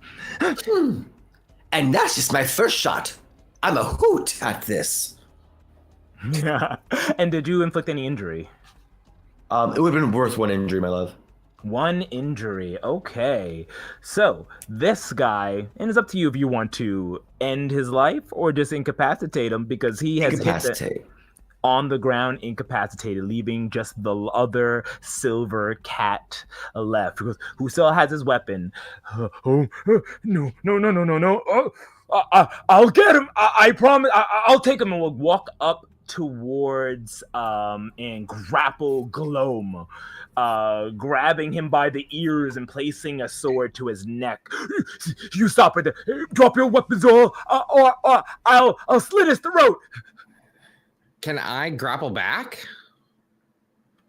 You can attempt to, because that's what all he's doing. He's just grappling you, not causing any harm, and has his sword to your neck. Because I have a flexible armor, and it says when you grapple someone, mark exhaustion to ignore the first choice they make. So I'm going to grab him back as he goes to grab me. We're going to wrestle. Like I haven't lived in a war in my whole life with hundreds of brothers and sisters. You're going to wrestle a bunny? Get out of here. Go ahead and roll with might. You picked the wrong hostage. You picked the wrong bun. That's oh my goodness. 7. 7. Okay. And your ability says when you grapple someone, mark exhaustion to ignore the first choice they make. So I don't know what's his first choice. He's definitely going to try to inflict injury on you, so it's inflicting injury. So therefore, you do not get he does not get to inflict injury upon you since And you're I will ignoring it. grapple him back. So on a hit, both characters make choices simultaneously. So inflict. Oh, here's the choices: inflict exhaustion, mark exhaustion.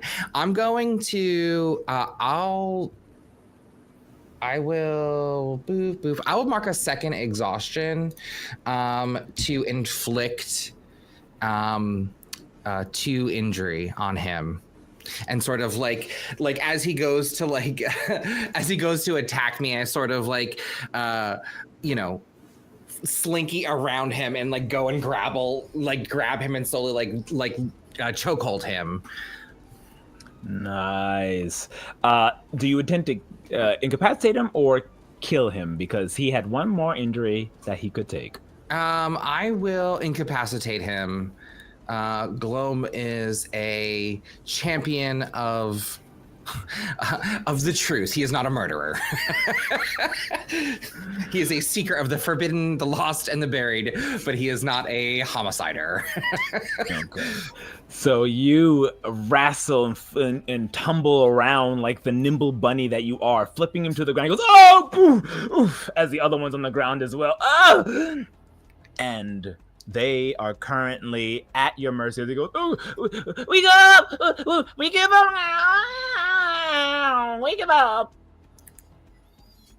And the combat has ended very nicely. Would like to sort of hogtie them and, tie them up. Pumpkin style. Pumpkin style. Let us go. We're not doing nothing wrong. We're just trying to make a profit. Doing nothing wrong. You almost slit his throat. I'm sorry. I didn't.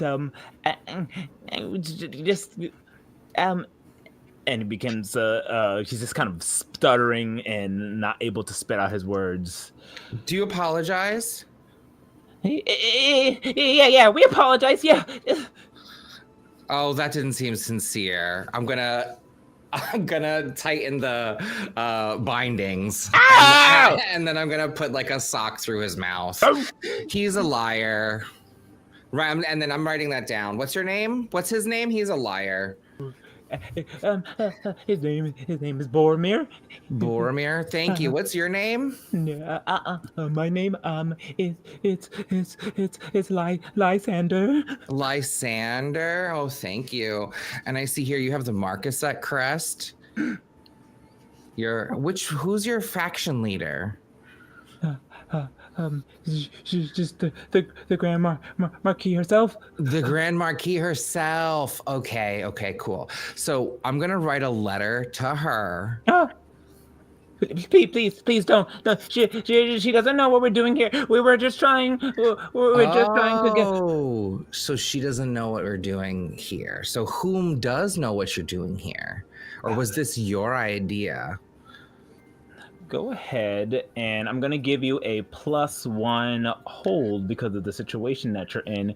Go ahead and persuade an NPC, or actually, you can.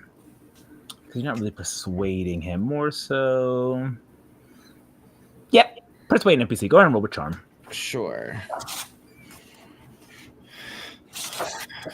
Fam, this is not the one. We get a +1 hold though, or forward to this, I should say. A 4 is what I got.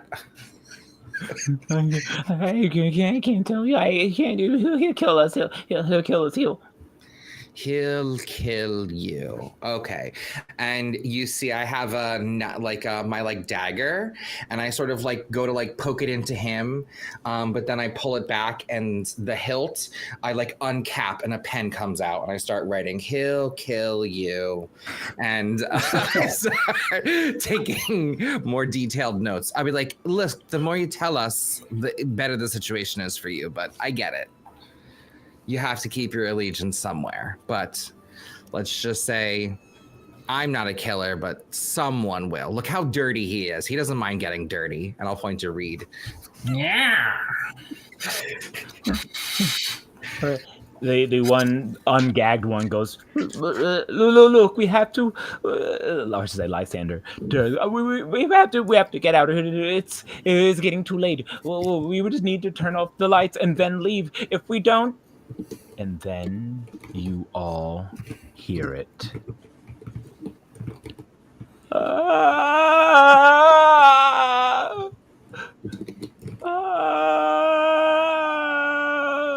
wail that emanates not too far, a few yards away at the bridge, as a silver thick fog begins to emanate out.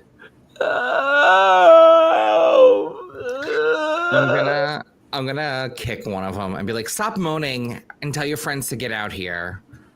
It's not. I promise. It's not us. We're just trying to make a good buck. Take out all the lights, blow them out, and then convince the people of this glade to purchase our special lanterns that will never go out.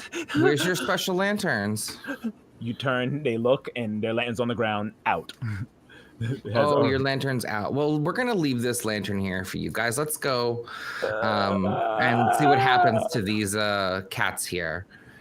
And I'm above board. I'm openly saying, like, let's leave them and see what happens to them.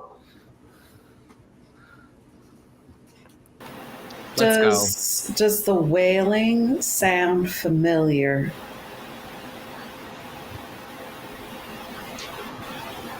Do you, Agora?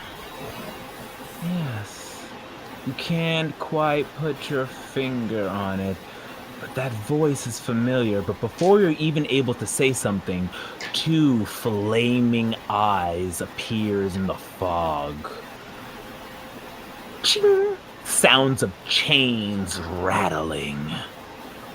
The face of a pumpkin and a flaming crown on top of it.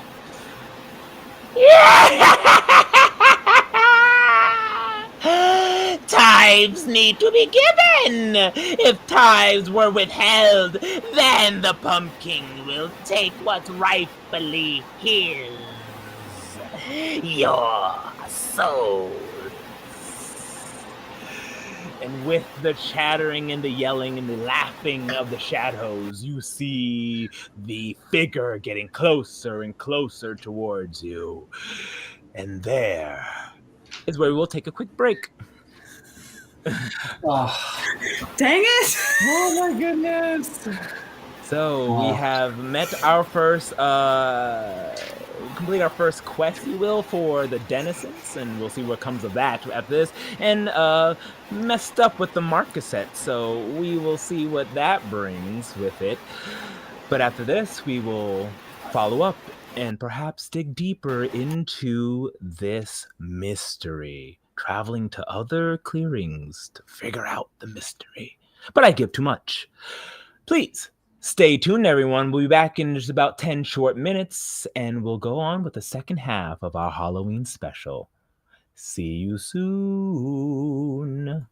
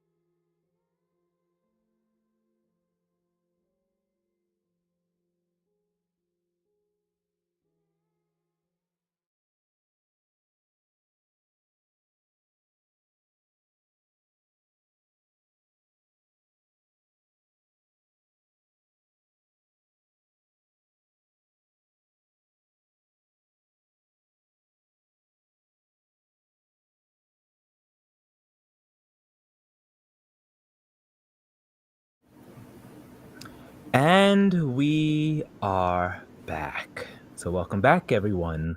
Let's remove the bookmark and continue our story.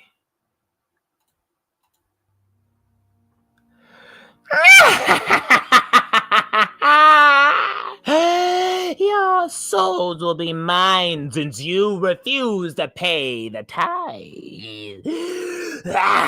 As in the shadows of the fog appears this large, pumpkin-headed demon with jagged teeth and flames in the eyes and a flame crown above its head.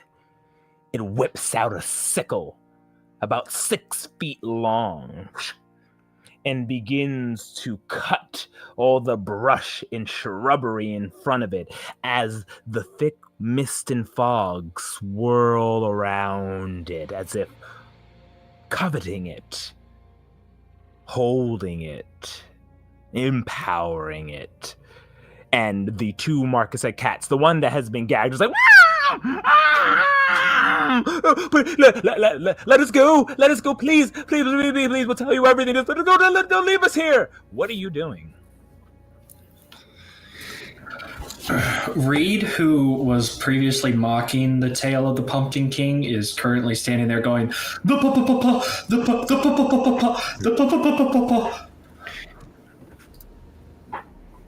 I think it's just pumpkin. I think it's just pumpkin. I'm I'm gonna say take his soul. He's the liar. He's the most damned of us all. Oh my gosh. the one that has the gag. And I'm like, but he's ours. We need proof. And I'm gonna grab the other one and start to drag the other guard away, the other cat, Marcusette. All right, so you're dragging the other one away while the pumpkin. I'm swooping in to save the other one. Okay. I incapacitated them. I didn't kill them. I don't want them to die. Yeah, he look, I wasn't gonna kill him. Someone else was. All right. Yeah. I swear, sometimes I feel like y'all's mother. We can't just let this guy. We got to bring him back. Is somebody going to help me? I'm too small. I need some help. The king? But we need to face him.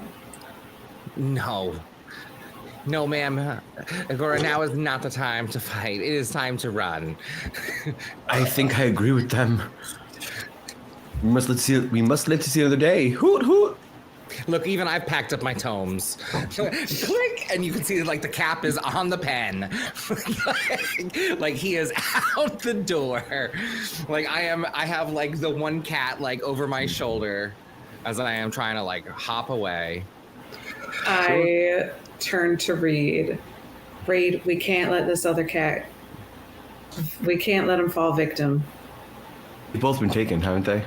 Oh, your attempt. Well, I'm gonna have, as soon as you decide to go pick up, I'm gonna have you roll with luck, just in general, to see the outcome of running back, grabbing the cats, and trying to get away from the pumpkin. You got it. Both of us, or just whoever's carrying a cat. Seeing Igora's bravery against this demon, completely, grounds Reed, and he's no longer shaking. And he's, of course, Igora, of course. I'm by your side. Let's save those damn cats. I rolled a snake eyes. -1. I got a 1. Stop. Got it. Stop it. I kid you not. An 8 is for luck. 9. No. Oh. I rolled a 12. A 6. A 6. All right. So, about 50-50 here. You go and safely grab the already ungagged Lysander. and are able to pull him away.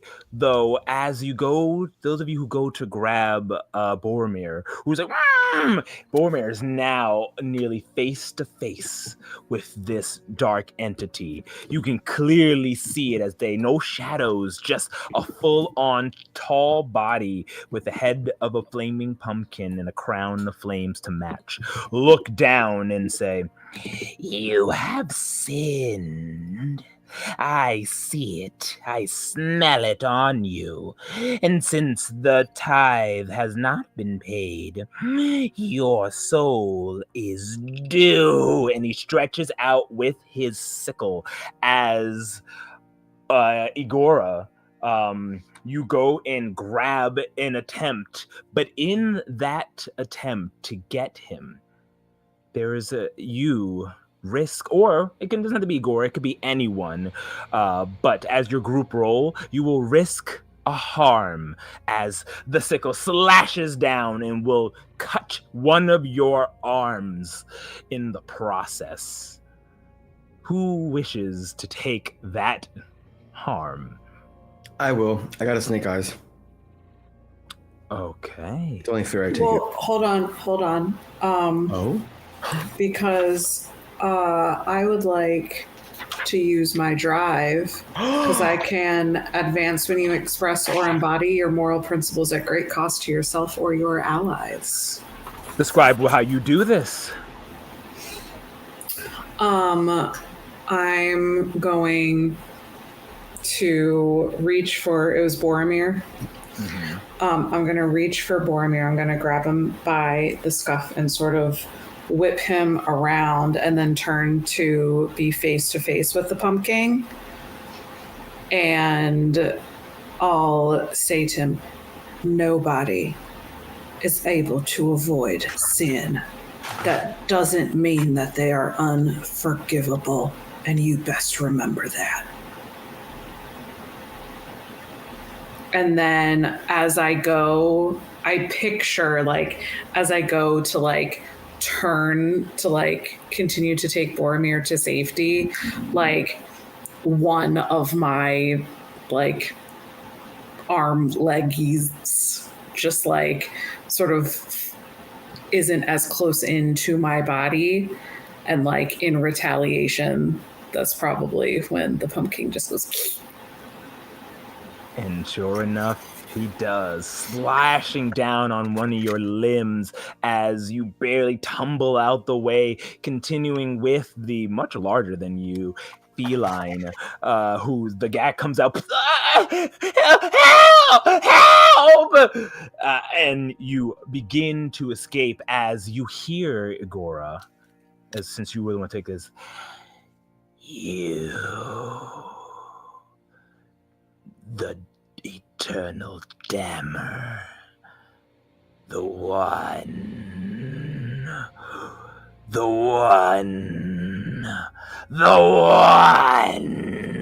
as the howls of that familiar voice can be heard from the bridge.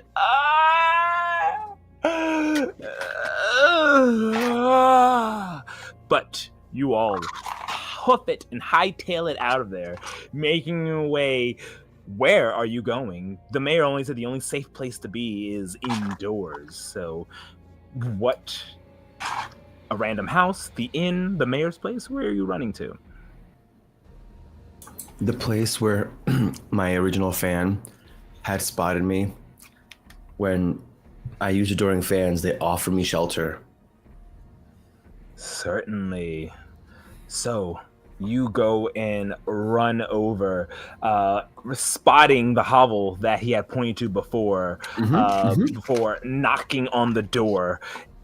One of those circular wooden windows, two that are split in half, two of the doors open up, and you see what looks to be a tall, slender bunny with light blue fur stare at you as this woman goes, "What are you doing here? Please, we can't let anyone in after dark. We can't. Ma, it's Ollie. He's here to help us. You have to let him and his friends in." What? Fine. Get in now. The door opens up. Get in. Hurry, get in. I push everyone else in, and I shut the door behind me. And you have made it safe as the fog touches across the hovel that you're in, but doesn't cross in, doesn't go underneath any of the cracks, just hits it like a wave that ebbs and flows and continues to permeate throughout Candle Glade. And you've made your escape successfully with 2 cats, Marcusette nonetheless. Successfully? How could you say that? Igora, are you okay? At this point, I've like just taken a random rag and I'm just like holding it at a stump. Reed is immediately like pestering homeowners for like clean water, insisting to get like an empty bed for their friend to lay down in. GM, how much injury was that? It is just going to be 1 harm because of your 12 plus. Okay. But yeah, I'm just sort of holding on to my stump. I think we're going to see Ollie for the first time push aside the other side of his swirling cloak. And we see that he actually also has an herb satchel. And I'm going to go ahead and use my healer's kit. When you use these supplies to provide medical aid to someone, including yourself, mark where to clear exhaustion from them, or mark to where to clear injury from them. Is anyone else hurt or have exhaustion? I have 2 exhaustion. Okay. So I am going to go ahead and actually Heal her though. She got hurt. Yeah. I'm gonna do that. I'm gonna mark my 2 where. Yeah. I'm gonna bring you over and heal that 1 harm that you have, that 1 injury. Thanks. My stump stopped bleeding. Lol. Also, quick question, GM. Do you think that would be considered me meeting my drive? I get to advance for thrills. Advance when you escape from certain death or incarceration. Oh, that was certainly certain death. So all of you, please look over your drives as we're about halfway through. See if you've completed any or both of them.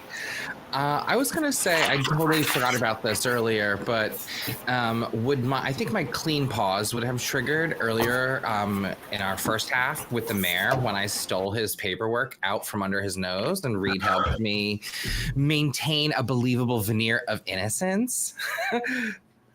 Oh, certainly, yes. And then I think bringing these Marcusette cats in, I think that would be advancing a goal to achieve justice for someone who has wronged this town. And, these cats are responsible for directly putting out the thing. So does that count or no? I would say if you hand them in to the authorities and accordingly, when you get to that point, then yes. Right now, they're just with you. Got it. Okay. That's fair. Anyone else happen to have a drive that they might have completed? I think I did my principal's drive. Oh. That's putting yourself in harm's way. So, yep, that is one advancement. And when we choose, the advancement says we can choose 2 weapon skills. Does it have to be the bolded ones that we know, or could it be any of them?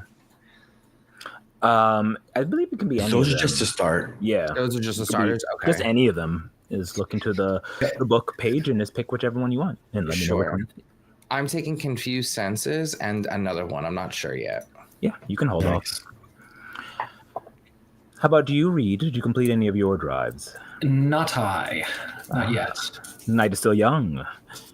We have much to discover. We've only scratched the tip of the iceberg. But here, inside of the hollow of one of Ollie's adoring fans, You see about 13 other small rabbits. This taller hare, as she's just staring at you, protecting her young, and confused, wondering why she even let you all in. What do you all do next? I sort of say, because I have no charm, or I am not the charming one of the group. And I'm gonna say, don't touch these cats. They're bad cats. We've captured them. They were putting out the thing. Ollie, why don't you talk to your fans and let them know we're the heroes summoned by your mayor and the dumb guard. I think it is time I play you all a tune to try and ease your minds. And maybe we can get some food. And you see he takes out his harp and he begins to play as I think I'm going to utilize one of my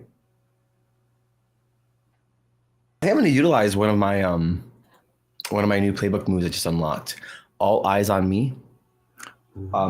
When you create a distraction through outlandish performance, mark exhaustion and roll with charm. On a hit, the room can't look away. Your allies take +1 ongoing to sneak, hide, pickpocket, or trust fate while you perform. So I think I want to try and distract them while the rest of my crew kind of does what they need to do in the background. And, try and see if the coast is clear to sneak around. Maybe they see anything useful, they can pickpocket it. I'm just trying to be that, that performer that I am.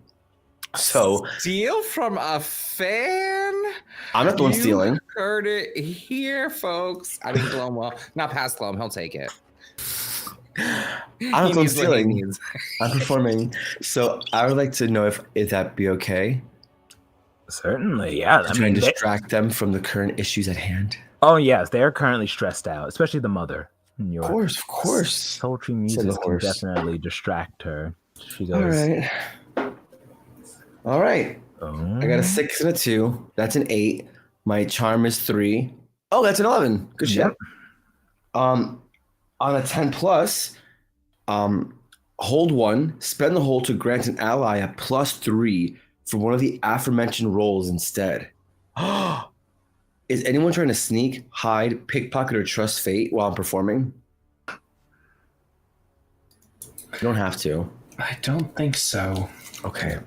Well, I mean, okay, so... Painting the fiction, we have 2 Marcus's cats that you could do whatever you wish with. I mean, there is his home, but it doesn't sound like you wish to do anything ill to these fans and innocent denizens. So it's up to you on what you want to do. Either focus the fiction as we go towards some sort of interrogation, some question asking, or maybe heading out into the fog, but trying to sneak. Could be. That's what I thought I was trying to get at. My bad. It wasn't trying to do anything bad to these fans. It was trying to help and aid your moves while you are going out and about. I'm distracting them. Now's the best time to catch a glimpse of whatever that thing is. So I suppose it's worth another look. Igora, you stay right here. Watch over these marquise. Make sure they don't go anywhere. Are you sure you don't want me to come with you? In your state, you should lay down. You should take a rest. Fully healed. I mean, I still got like 10 other arms. Whatever you think is best, Igora. I won't keep you here if you really feel like you're up for it. You've done more than enough. I think I could use some fresh air.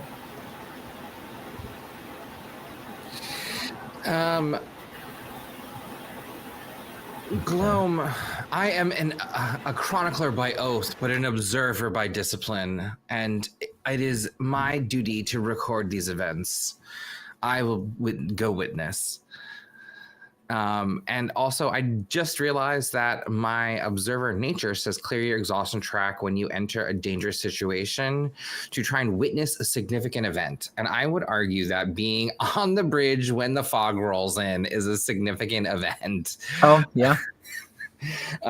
For when this happens, but I'll sort of go with Reed out of this house to look at the pumpkin and the fog in the town. Alrighty. So, sounds like you all, with the exception of Ollie, who's staying back and calming Puff the magic dragon. Yeah. I love this song. It's my favorite. I know. Go ahead and do all of your allies get it, or does one ally get your event? All of them. So all of them get a +1 ongoing to do those moves, but I can give one of them a +3. So I'm gonna need you all to sneak, which is a roguish feat. You can roll with finesse. If you're not trained, it's luck, but sounds like you get a +1 to that, as well as one of you may get a +3. It's up to Ollie. You have to say before or after the roll. Their toe. Who is? Let me see. Yeah, actually, it would be before the roll, I believe. Maybe before the roll. Yeah. You both have 1 luck besides my lovely Reed, who's got 3. So I will give it to. I'll give it to Agora. I have faith that Gloam is very quick and nimble. Thanks, Boo. Say that is an 8 to sneak. Okay. That would be a 10. Ooh. Okay. Thank you for that +3. Got it. And how about you, Gloam? Oh, is that a 4? A 4. No. Okay, we'll see how that plays out. You can't sneak and write at the same time. No, you cannot. Too much faith in you. That's what I said. I was like, these dice hate me tonight. Stop. But you act so confident. I know. So as Ollie goes and performs for the hares in the hovel, Igor, Gloam, and Reed head out, opening the doors, which is a good thing because they would definitely chastise you for opening the doors during the fog. But you go bravely, unbeknownst to them, sneak through as the door closed. There, you feel as if the temperature has dropped by 7 to 10 degrees. It has become chilly. The entire floor is covered with a thick white cloud of fog and mist. Your vision is obscured because of this, but you see off in the distance the flame-headed, crown-wearing pumpkin walking up, scanning, dragging his scythe onto the ground. No, I just needed I need to go to the well. I have a family that need water. I know the time will be patient.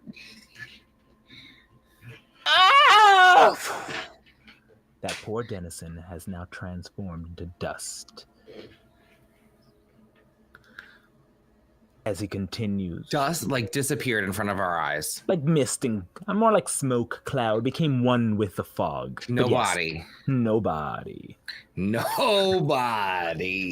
Okay. Oh God. Oh God.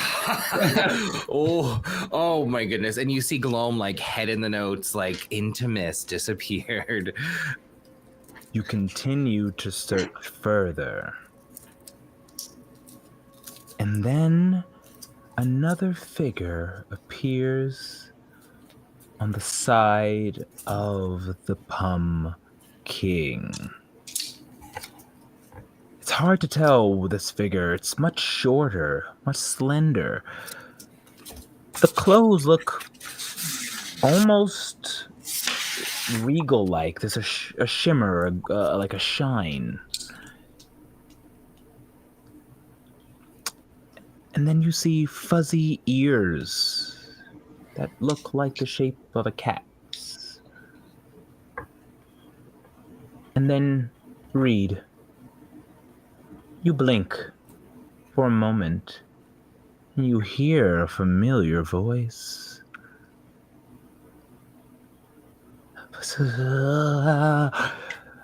I hurt. It hurts so much. Make the pain stop. The tithe will be paid indeed. And as you look closer, Reed, and then Agora, the color drains from your flesh, skin, shell, as you notice Bartholomew, servant to your parents, Reed. He has went missing for quite some time now. Honestly, it's been about maybe a week plus he's been missing. And then when the moon shines down, causing a strange illumination effect, that's when you see it, Agora. The clothes, though in sort of tatters, a body that looks almost undead, but still recognizable, with fur coming out of the almost burnt flesh. The sad face of Bartholomew. And the memories continue to flow through your head, Igora. As Reed, you are confused. Why do you see a servant of your parents? Someone who's supposed to be part of a royal family of sorts. Famous, who joined the famous vagabonds, the original vagabonds. What are they doing here? And then you hear a crunch as Gloam accidentally steps on a broken or now breaking twig, and they turn. And you confirm, yes. Oh gosh, sorry. That was loud, wasn't it? Oh, can we read a tense situation here, or? Oh, yes, you can. Okay. Roll with cunning, those who wants to answer some questions or ask some questions. That's a 7. Oh, I'm good at this. I'm going to try attempt it. Okay, give me another set of dice. All right, so you get to ask one Reed. I rolled a 5. You're just speechless, Agora. I have a 7 as well. So one question for Reed and Gloam. But Agora, you already know what this is, because I believe you have a secret that has not been told. Yes, I do. Well, I actually... Well, I'll let you go first, Reed. I'll say, what's my best way in? In what exactly? We're going to be a little bit more specific. Like, is there any... Like, I don't necessarily want to run away. Does it look like there's an opening at all? Or is that kind of changing the question too much? A little bit. So you mean like an opening to... What is your intent? Find like a weakness or something. Find some way to turn this off or figure it out. I guess maybe that's just who or what is most vulnerable to me. So which one? Do you want to do that one instead to find out who's vulnerable? Yeah, let's do that. The Pumpkin is like a mortal entity, definitely not vulnerable to you, but whatever Bartholomew, one of your parents' faithful servants, someone that possibly raised you or helped raise you that you've known back in your parents' vagabonding days, you have a feeling that he can be susceptible possibly to your words. If you sway him, maybe he can answer. It seems like he's in pain.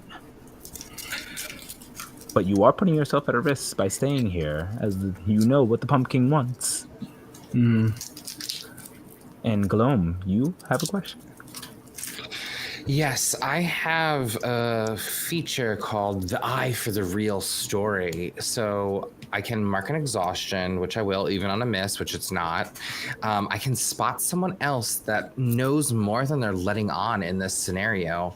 And I get a +1 ongoing to convince them to share their secrets when I get them in private. So whom else might be here that might know more?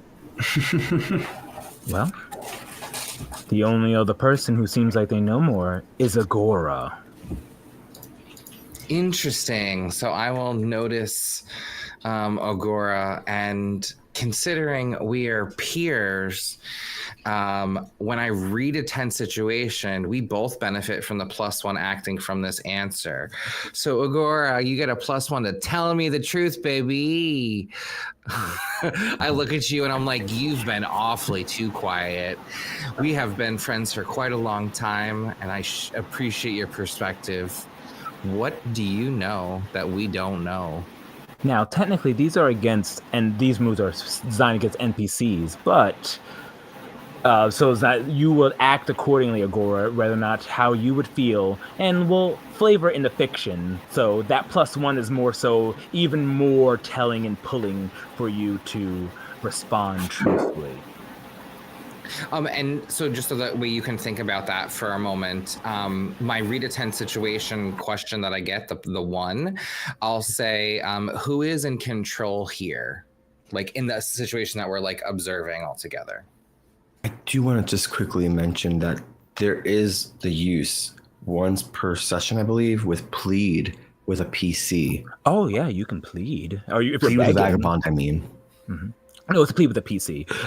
And yeah, you could, that's for them to go along with your proposal. So if Agora is not feeling like she wants to say something, you will know that, and you can plead even further, thereby getting her to using exhaustion to tell you the truth. But I don't know how Agora feels here. She may not need the pleading.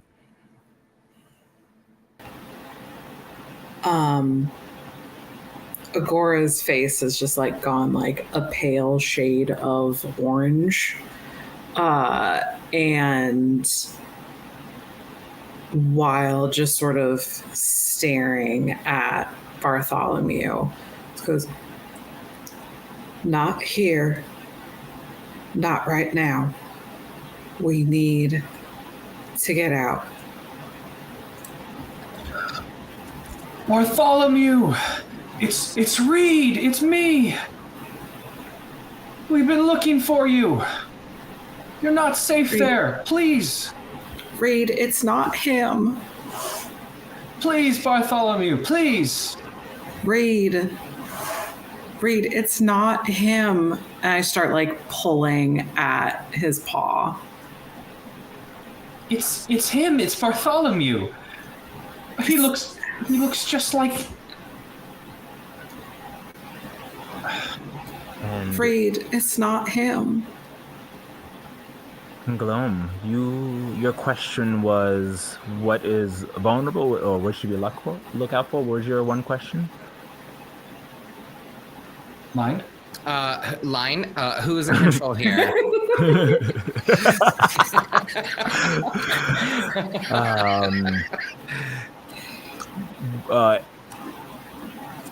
Bartholomew is in full control here.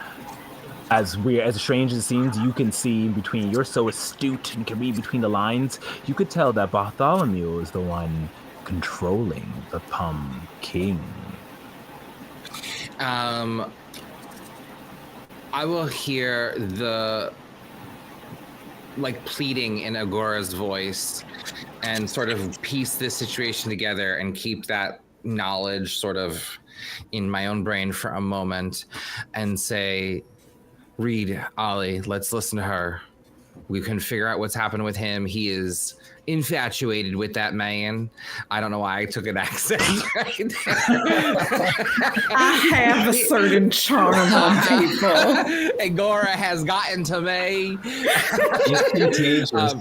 I'll say, I believe Agora, we need to go. Let's get back to the cats. Make sure those cats didn't cause any, and Ollie's, make sure Ollie's okay with those cats and the fans. We've seen all that we can for tonight. And I'll sort of try and help Agora pull Reed towards the back alley, like back towards the house. Okay. And Reed, anything you want to do, or are you letting them pull you away? I won't fight them too much if they're both pulling on me. But did Bartholomew react at all to the calling out? He did react. He looked at you. And if you want to continue, you get a sense you could persuade or trick, however you want to do it, an NPC in this case, if you're trying to get something out of him. But you would have to not go with your allies as they are making their way closer to you. So what's the risk? I have with me a family compass. Mm-hmm. So I feel like Bartholomew at one point gave me this compass. So I'll say, Bartholomew, you're lost. Please, just wherever you are, find your way back to us. And I'll throw the compass in their direction and then go with Gloam and Igora. Roll me a persuade with NPC. I'll count that as a strong motive, as you had the compass. So 4, 5, 6, 7 plus 1. Also, the power of figuring someone out is pretty potent. Oh. So it's charm, so it's -1. So 7. 7, okay. And now this compass, is that something you had on you, or something that you're saying that would be like a depletion?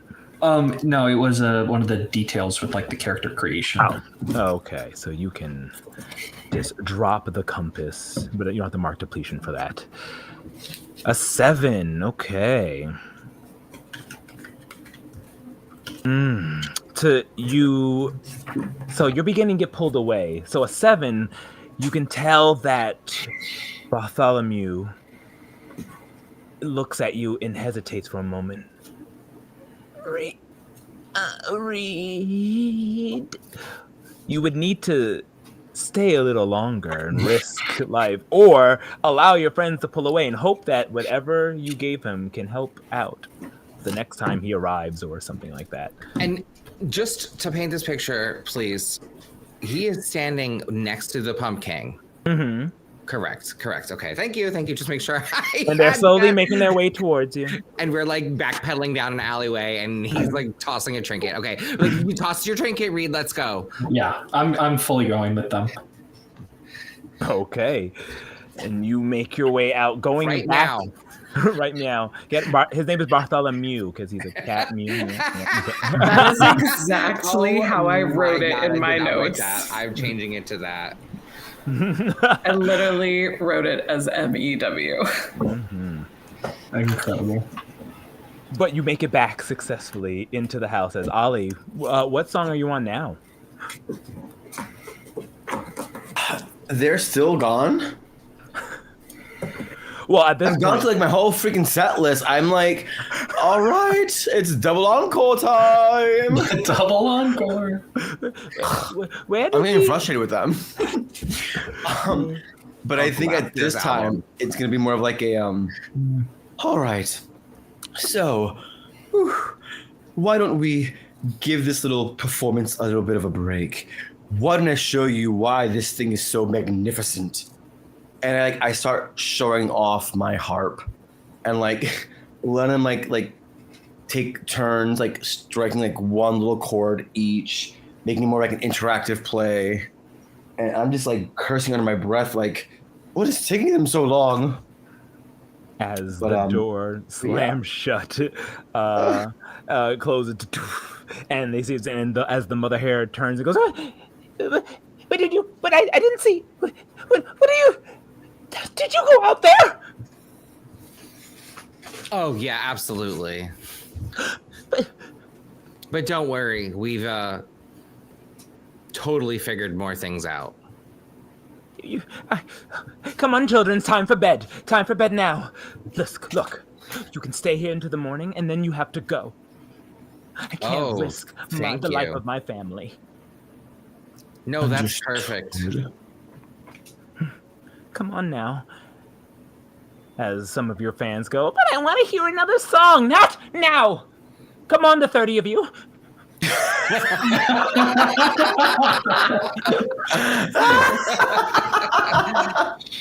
Oh my gosh. Family of rabbits, many rabbits make their way to their bedroom. And she points to like the little living room, like, there's some blankets there. You can stay there and then leave first light. You're too kind, thank you.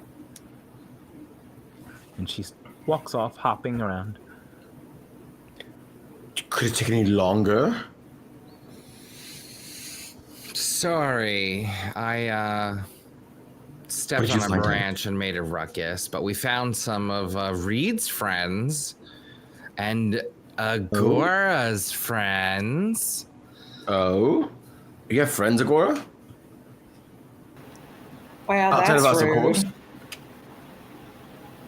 He quickly backpedals, says, outside of us, of course. But she is like snappy. Like she snaps at it and just sort of goes to, I'm assuming there's like some sort of fireplace or something ambient and moody or something. But she sort of just like goes by the fireplace and sort of half curled up by the fireplace and is just sort of looking into the fire. Who here still has exhaustion? I do. I have one. Who else? I have two.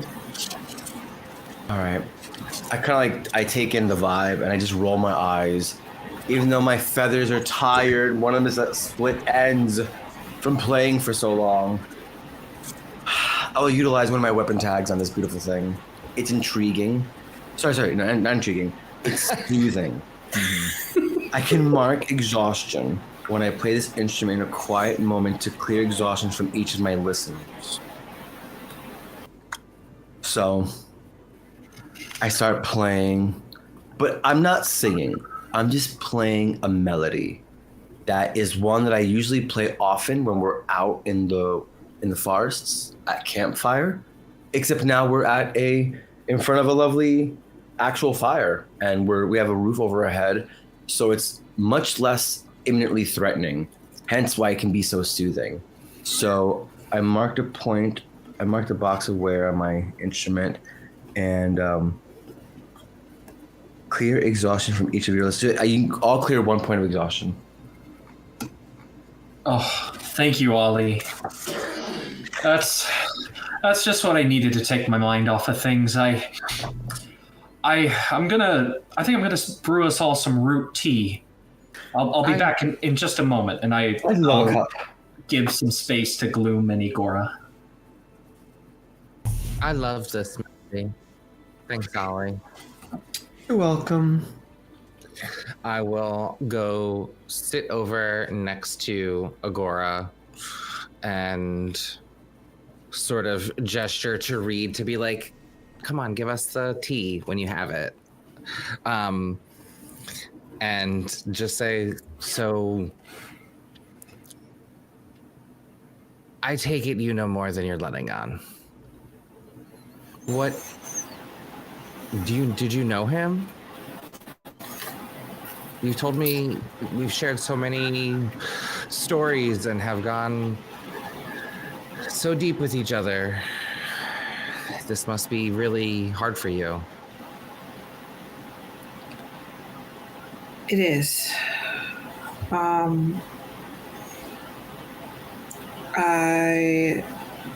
You know my past history with Reed's family. that's where I met Ollie, Reed, and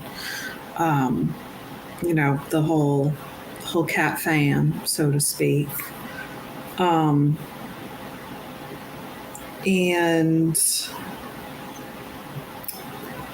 there was an accident one day, and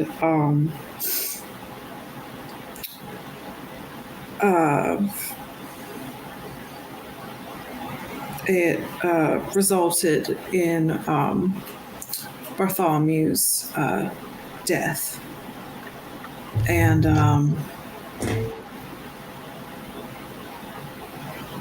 I wanted to try to bring him back. And everything went right.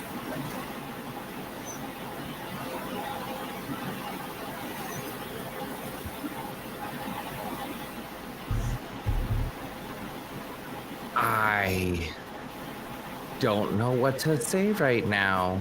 What did you do? How did you find did you find a spell? Did you contact a healer? Well, how did you try and bring him back? I have so many questions. Those are methods best left alone in ruins. What have you done, Agora? I messed in things that I shouldn't have, because I wanted to try to fix my mistake. Some mistakes are meant to be made, to be learned from. You can't just fix everything. Well, I get that now.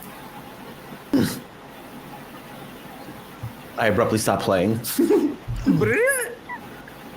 Are you the Pump King? Queen? Are you the Pump Queen? Last time I checked, I do not have a pumpkin head, even though my face might be orange. No. And I do not have a crown of flames, last I checked. Sorry. My head is further along than the words coming out of my mouth. When I said that, I meant, did this ritual open the Pump King? If you brought someone back to dead, why would you not have opened a spirit of Halloween or Hallows Eve to life as well?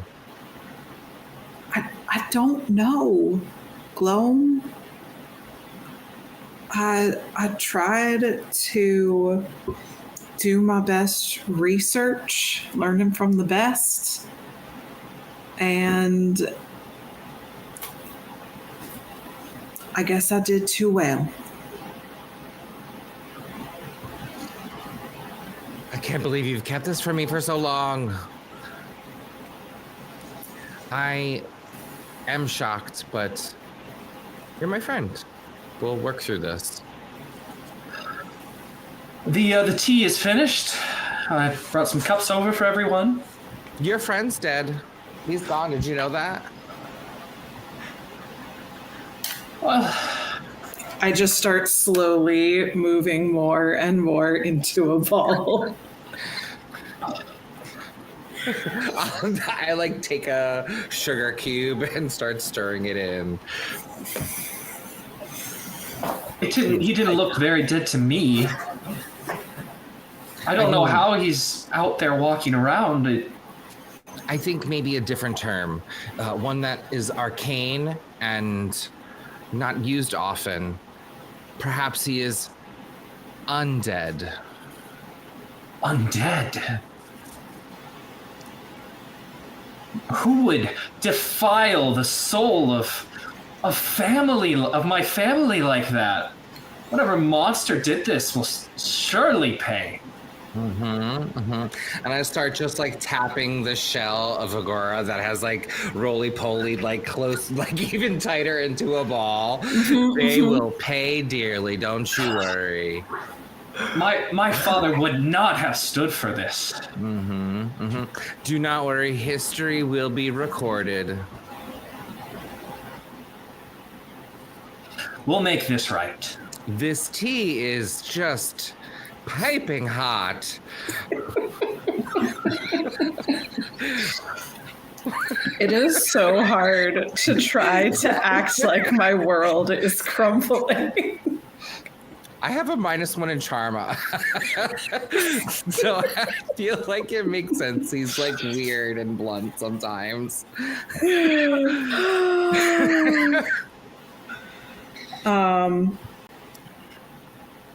Reed, did you hear me? Are you okay? I say, shush, you shush. I start hitting you with my feather, Gloam, to get you to quiet down because you're spreading too much drama and heat right now. That's too good for us. And GM, I think I met my nature, or at least one of them.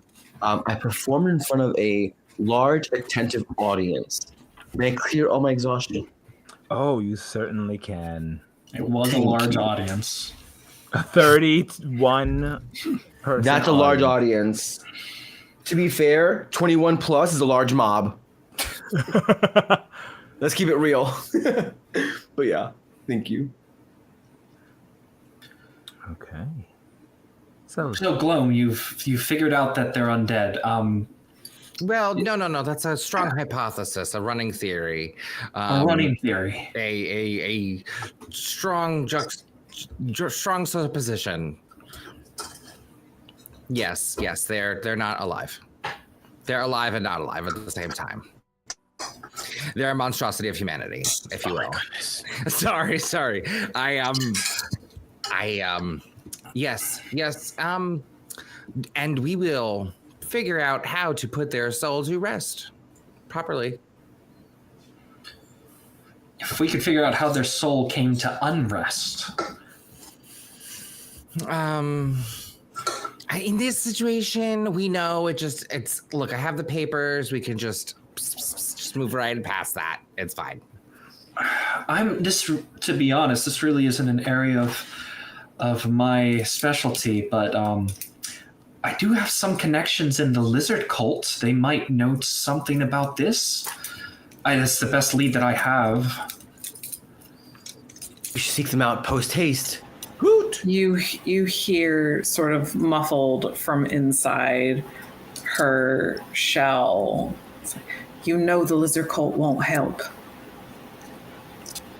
And why is that? Because they go against... Never mind. What do they go against, Igora?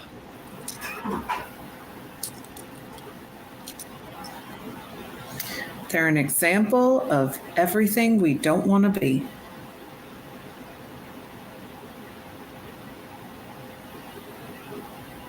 They can be extreme at times. I know that. Oh, they do have a way with this type of magic, though. Or so I've heard. Perhaps they know something. Yes, but are they all fanatics, or do you have an actual contact that would be willing to work with us? I'm sure there's some that remember all the times my parents helped them out of their numerous binds. Igora, very quickly, just sort of unfurls from her ball and goes up to Reed and just hugs around a leg, and you can just sort of see her shaking with sobs. And you just hear her start going, Reed, it was me. It was me. And she's just like a broken record, just stuck in a loop of repeating, it was me, it was me, it was me.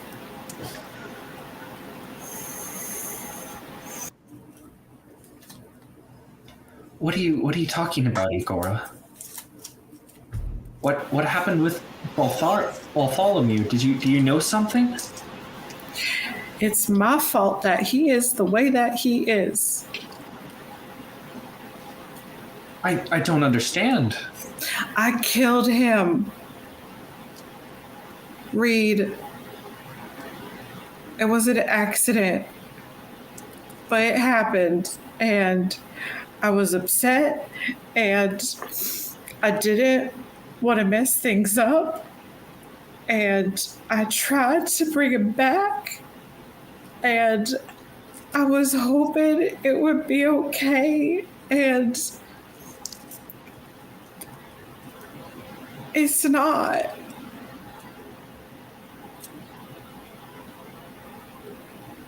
I messed up.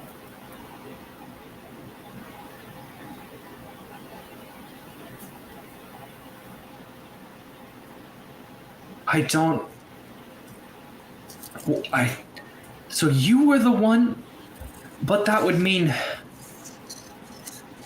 Igor, I don't know what to think. I think I might need a moment. And I stand up, and as I'm standing up, I just completely knock over the tea and it shatters on the carpet. Prince Reed.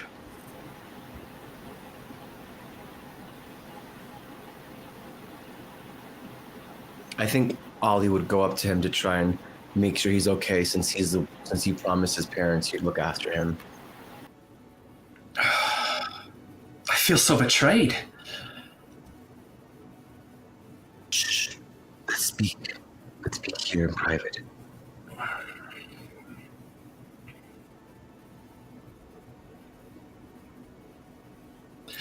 I know Igora. I know she wouldn't have done it on purpose. But why would she lie to me? Sometimes the truth can do so much more damage than we realize, young prince. I'm sure she had her reasons. None of us can truly know, but at least we know now she's told you the truth. Who?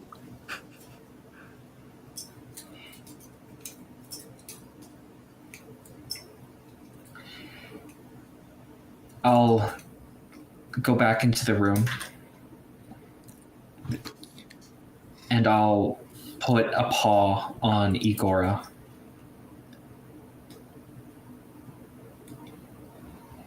It must have been a lot for you carrying that burden alone.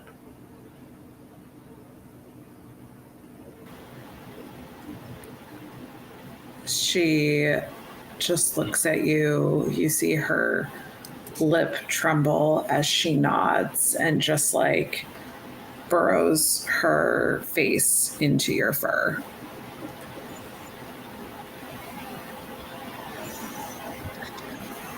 And the prince cried, and Igora cried, and Gloam cried. And the world cried with and them. the world cried, and you see Gloam recording all of the events of what happened in his ledger.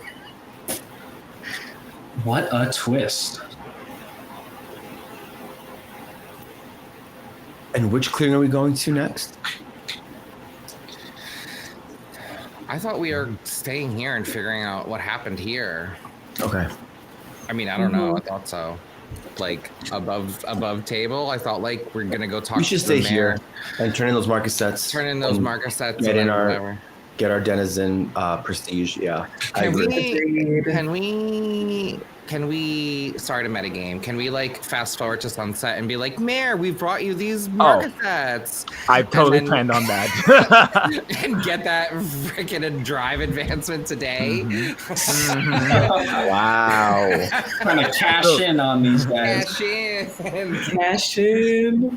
This is how I will formulate this next part. I just wanted to get tasty drama. So, you all witness such a harrowing event and came to new realizations, and you sleep for the evening as the crackling of the hearth can be heard, lulling you to sleep. Since you are sleeping in a denizen's house, you do get to mark 2 exhaustion off because you are in a comfortable place that belongs to a denizen. Though your injury does not go away, so if you have any injuries, you keep that. And if you have wear, though, you can spend depletion if you want to fix up your weapon to get rid of the wear, if you so choose. So you can go ahead and mark that depletion and get rid of the wear. And if you still had any exhaustion, there should be gone because I don't think any of you would have taken that much. So you awake for the morning as the bright morning sky shoots down into the clearing. Looking out the windows, there's no sign of anyone appearing, no sign of a ghastly demon coming onto the horizon, no undead walking around. But the people are. You are rushed out of the room, of the hovel, making your way back in with your captives who were just kind of watching this happen. You're going, that was so sweet. Please forgive her. She didn't mean to. And then as they mutter to themselves, but you carry them. The one thing that you hear as you leave it goes, he's gone! My husband's gone! It got him! It got him! And standing there next to this crying woman, you see the mayor consoling her. As you make your way over, you hear her crying. The mayor turns. Another one has been lost. Did you all happen to learn anything? I could see from what happened that you were not successful in your attempt to relight the candle to keep the pumpkin away. Whatever could have happened? We're closer. We watched her husband get poofed to dust. He's just scythed to nothingness. It was horrible, but I think he's just disappeared. He's probably not really dead. I think it's some weird magic because the pumpkin is real. We did see him, and these Marcusite cats are for you. I knew it! They caused this! No, we didn't, we swear! They were caught blowing out candles and causing a scene and trying to hawk their goods. And we have tracks. And we have next steps. I sure hope you can figure this out. I could have swore I saw the fog continue out, Keeper, and I fear for the rest of the clearings. Everyone must stay indoors, now more than ever, and you must go and find out the source of this and put a stop to it. Thank you, at least, for turning in these rebel-rousers. We will make sure that they are turned into the proper authorities. If they're really bad, you can leave them outside and the pumpkin will take their souls right to hell. Oh, tempting, but I could never know. No, I couldn't. No, we are a free clearing. You're right. I guess we should let them meet justice proper. Yes. Gods, please take them away. And thank you. I know we are not there yet, but I'm sure you shall go and figure out the source of this.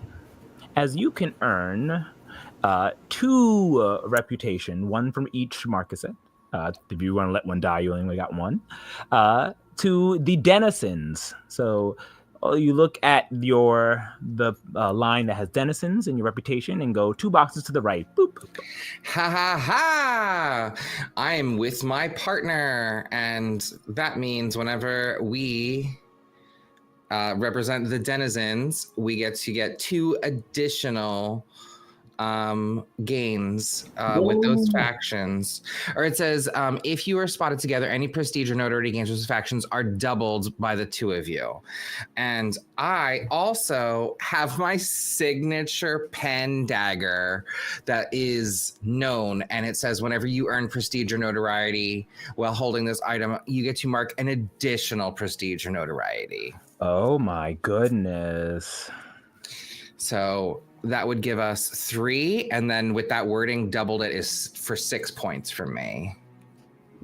Well, more so, the initial is doubled, and then you add. Okay, fine. 5 instead of 6, whatever. And we cannot hear you as the cat once again has your tongue, Ollie. Or I believe Ollie was talking. Yes, the one interesting thing about the way you mark reputation is that you only mark it until you get to the edge, you erase, and you continue marking. Mm-hmm. And then you circle the number. So I had 3. Correct. I had 2 already for denizens. So if I'm getting 4 doubled, or 2 doubled to 4 plus 1 is 5, that makes me to the +1 with the denizens, erase the other one, and then put 2 more, right? Correct, yeah. And you start back, and you erase them all and start back right next to 0. Yeah. Right. Okay. Mm-hmm. I'm writing the tales of our story, and the people shall know. I'm the famous chronicler who helped, I'll have you know, who wrote the stories about the liberation from the Erie. Have you heard of the denizens of Milford and their democratic accomplishments? That was because of my reporting. Excellent. So, with you all gaining more trust from the denizens here, you all set off as I will quickly reveal the map. And no need to choose your section where your destination yet. But you are now in the bottom right at Candle Glade and can travel to Briar Bridge or Badger's Gate, or you can continue travel. But every time you travel to another continuing clearing, you will have to do something called a travel move, which could be dangerous or could be slow. Who knows? It's up to you to choose, but you have your choice. If I heard the lizards, and the lizards, as you can see here, are in Heartwood. Or do you wish to go somewhere else to gain more information? The choice is yours, but as you stand at the edge of the threshold of the town, looking at your map to decide where to go next, that will be a choice for next time. And we shall end the first half of our Root Halloween special. Woo! What a session. Oh my goodness. Good job, everyone. We had drama, we had scares, we had lots of tomfoolery and laughter and performance. And that's just the tip of the iceberg. We have so much more to do in our next session. Though I can tell you that there will be some, well, obviously you'll start off with traveling and then venturing off at a clearing or 2. I don't foresee you doing all 12 clearings, of course. But depending which one you go to, you'll get a new hint until we'll see how our story comes to its epic conclusion. But that's just a story for next week.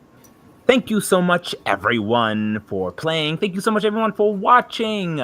This has been a Tale D20s Presents Root, the Halloween special during Magpie Madness. Magpie Madness, once again, is that event we do once a year where we try to raise money for the Trevor Project, the LGBTQIA+ assisting organization as they assist those marginalized when it comes to suicide prevention, crisis prevention, and helping out with homes, shelter, and other means to make sure they continue to live around the world. I want to thank everyone who gave money. We are now at $150. And this is just only day 1 towards our goal of 1,000. So please, everyone, if you can, can, go right to give.thetrevorproject.org/Magpie Madness for you to donate. And every donation of $5 in increments of 5 will give you one ticket in the raffle at the end. We'll be giving you tons of prizes courtesy of Magpie Games, such as the Root Playbook, so you could play this awesome game, Urban Shadows, Rapscallion, and others. So, and of course, no purchase is necessary or any spending money, because if you're watching on Twitch, you can simply spend 250 channel points and hit that button that says donation, or I believe it's Trevor Project sweepstakes, and you will be entered in, and we'll contact you at the end of our Magpie Madness event and let you know what you won and get your contact information. I just want to jump in there. I refreshed the page. It looks like we had another anonymous donation. So we are now at $200 raised the stream. So we had 100 the first night and 100. Yesterday technically wasn't a game, but yesterday was the first, we did an opening session and that raised 100. And with our first game, we raised another 100. Awesome. Woo, woo. Thank you so much, those who donate, and good luck to you when it comes to our drawing. But I just want to thank you from the bottom of my heart for every dollar, because every dollar counts and helps out a youth and saves a life, and it goes a very long way. So I am TaleWeaver Omar. Of course, you can find me here at ataild20s.com or at TaleWeaver Omar and all the socials where you can see me cosplaying, put on funny little costumes like this, and of course, doing TTRPG stuff on A Tale of D20s. And I would like to thank, starting off with one of my hostess with the mostest, Travis. Thank you so much for joining us, Travis. Any socials or things you would like to give before we sign off? Nope, thank you very much. Well, I'm Travis, otherwise known as Zendaric on my socials, or OMG's Travi on Instagram. And you can find me here all month long, A Tale of D20s. I'm excited to continue. All right. And up next, Jeff, any final words that you would like to give for next week? No socials, but I'm excited for next week's session, and I'm excited to run a game of Masks that's happening before we finish our Root game. So if you have a chance to check that game out, come and step by. I know TaleWeaver and LM are both going to be in that one as well. So, familiar faces, exactly. that one's going to be a ton of fun. I'm really excited for it. That one, we're going to have a ton of Magpie, official Magpie members, professional GMs, and administrators. So that's going to be a great time, almost like a family reunion, if you will, of the Magpie people. And then, Erica, thank you so much. Any last words you would like to give before we sign off? No, just excited for next week. And if you want to check out some pretty dice, just check out at Mercury Dice on Instagram. So please go to Mercury Dice, because she has amazing dice that they have there. I think I saw you twiddling around one on Instagram the other day, and it looked freaking fantastic. It was super cool. So please check out Mercury Dice. You can also go on our website, TaleWeaver20.com, and our affiliates and friends to find all of their links, including Mercury Dice. And last but certainly not least, LM, any final words you would like to give? Yes. Thank you all so much, everyone, for watching us play tonight. It's been an absolute blast. And you can definitely find some games that I'll be running this month. They're a little bit early in the day, just because I thought it might be nice to have some games early on. But you can definitely find those game sessions over at magpiegames.com/pages/Louis-Miguel. Awesome. And LM will be throwing in some zombie world towards the end of our Magpie Madness. So please check that out at TaleWeaver20.com/events to see when that is. And we're going to have a spooky hell of a time. Yeah. All right. So some final announcements. Tomorrow, I believe, Travis, you are going to be hosting a professional Magpie GM by the name of Helena, as she runs some Urban Shadows, a 4-parter, and I am super excited to watch it and jealous that I am not going to be in it. But same. I know that Helena she literally like wrote part of the book. She is a writer in Urban Shadow, so you're gonna have a great time in being great hands. And we are playing in the location that she wrote, so be jealous. Ha It's It's gonna be a good time. I'm running a campaign in that setting. Thank you very much. I already got half of my Shot. Puma costume set up already, so I'm playing the Puma in that one. Oh my the weird Puma? goodness. Oh, so awesome. Yeah. You guys gotta watch it. Trust me, it's gonna be a great time. So that's gonna be tomorrow at Travis at 8 p.m. Eastern Standard Time. I believe we were starting at 7. Yes. 7 p.m. Eastern Standard Time. So you'll catch that tomorrow if we continue to raise money during our Magpie Madness. Well, that being said, thank you so much, everyone, once again. And from the first chapter to the last page, be kind to one another, spread love, and we will see you all next time. Goodbye, everyone. Goodbye. Cue the outro.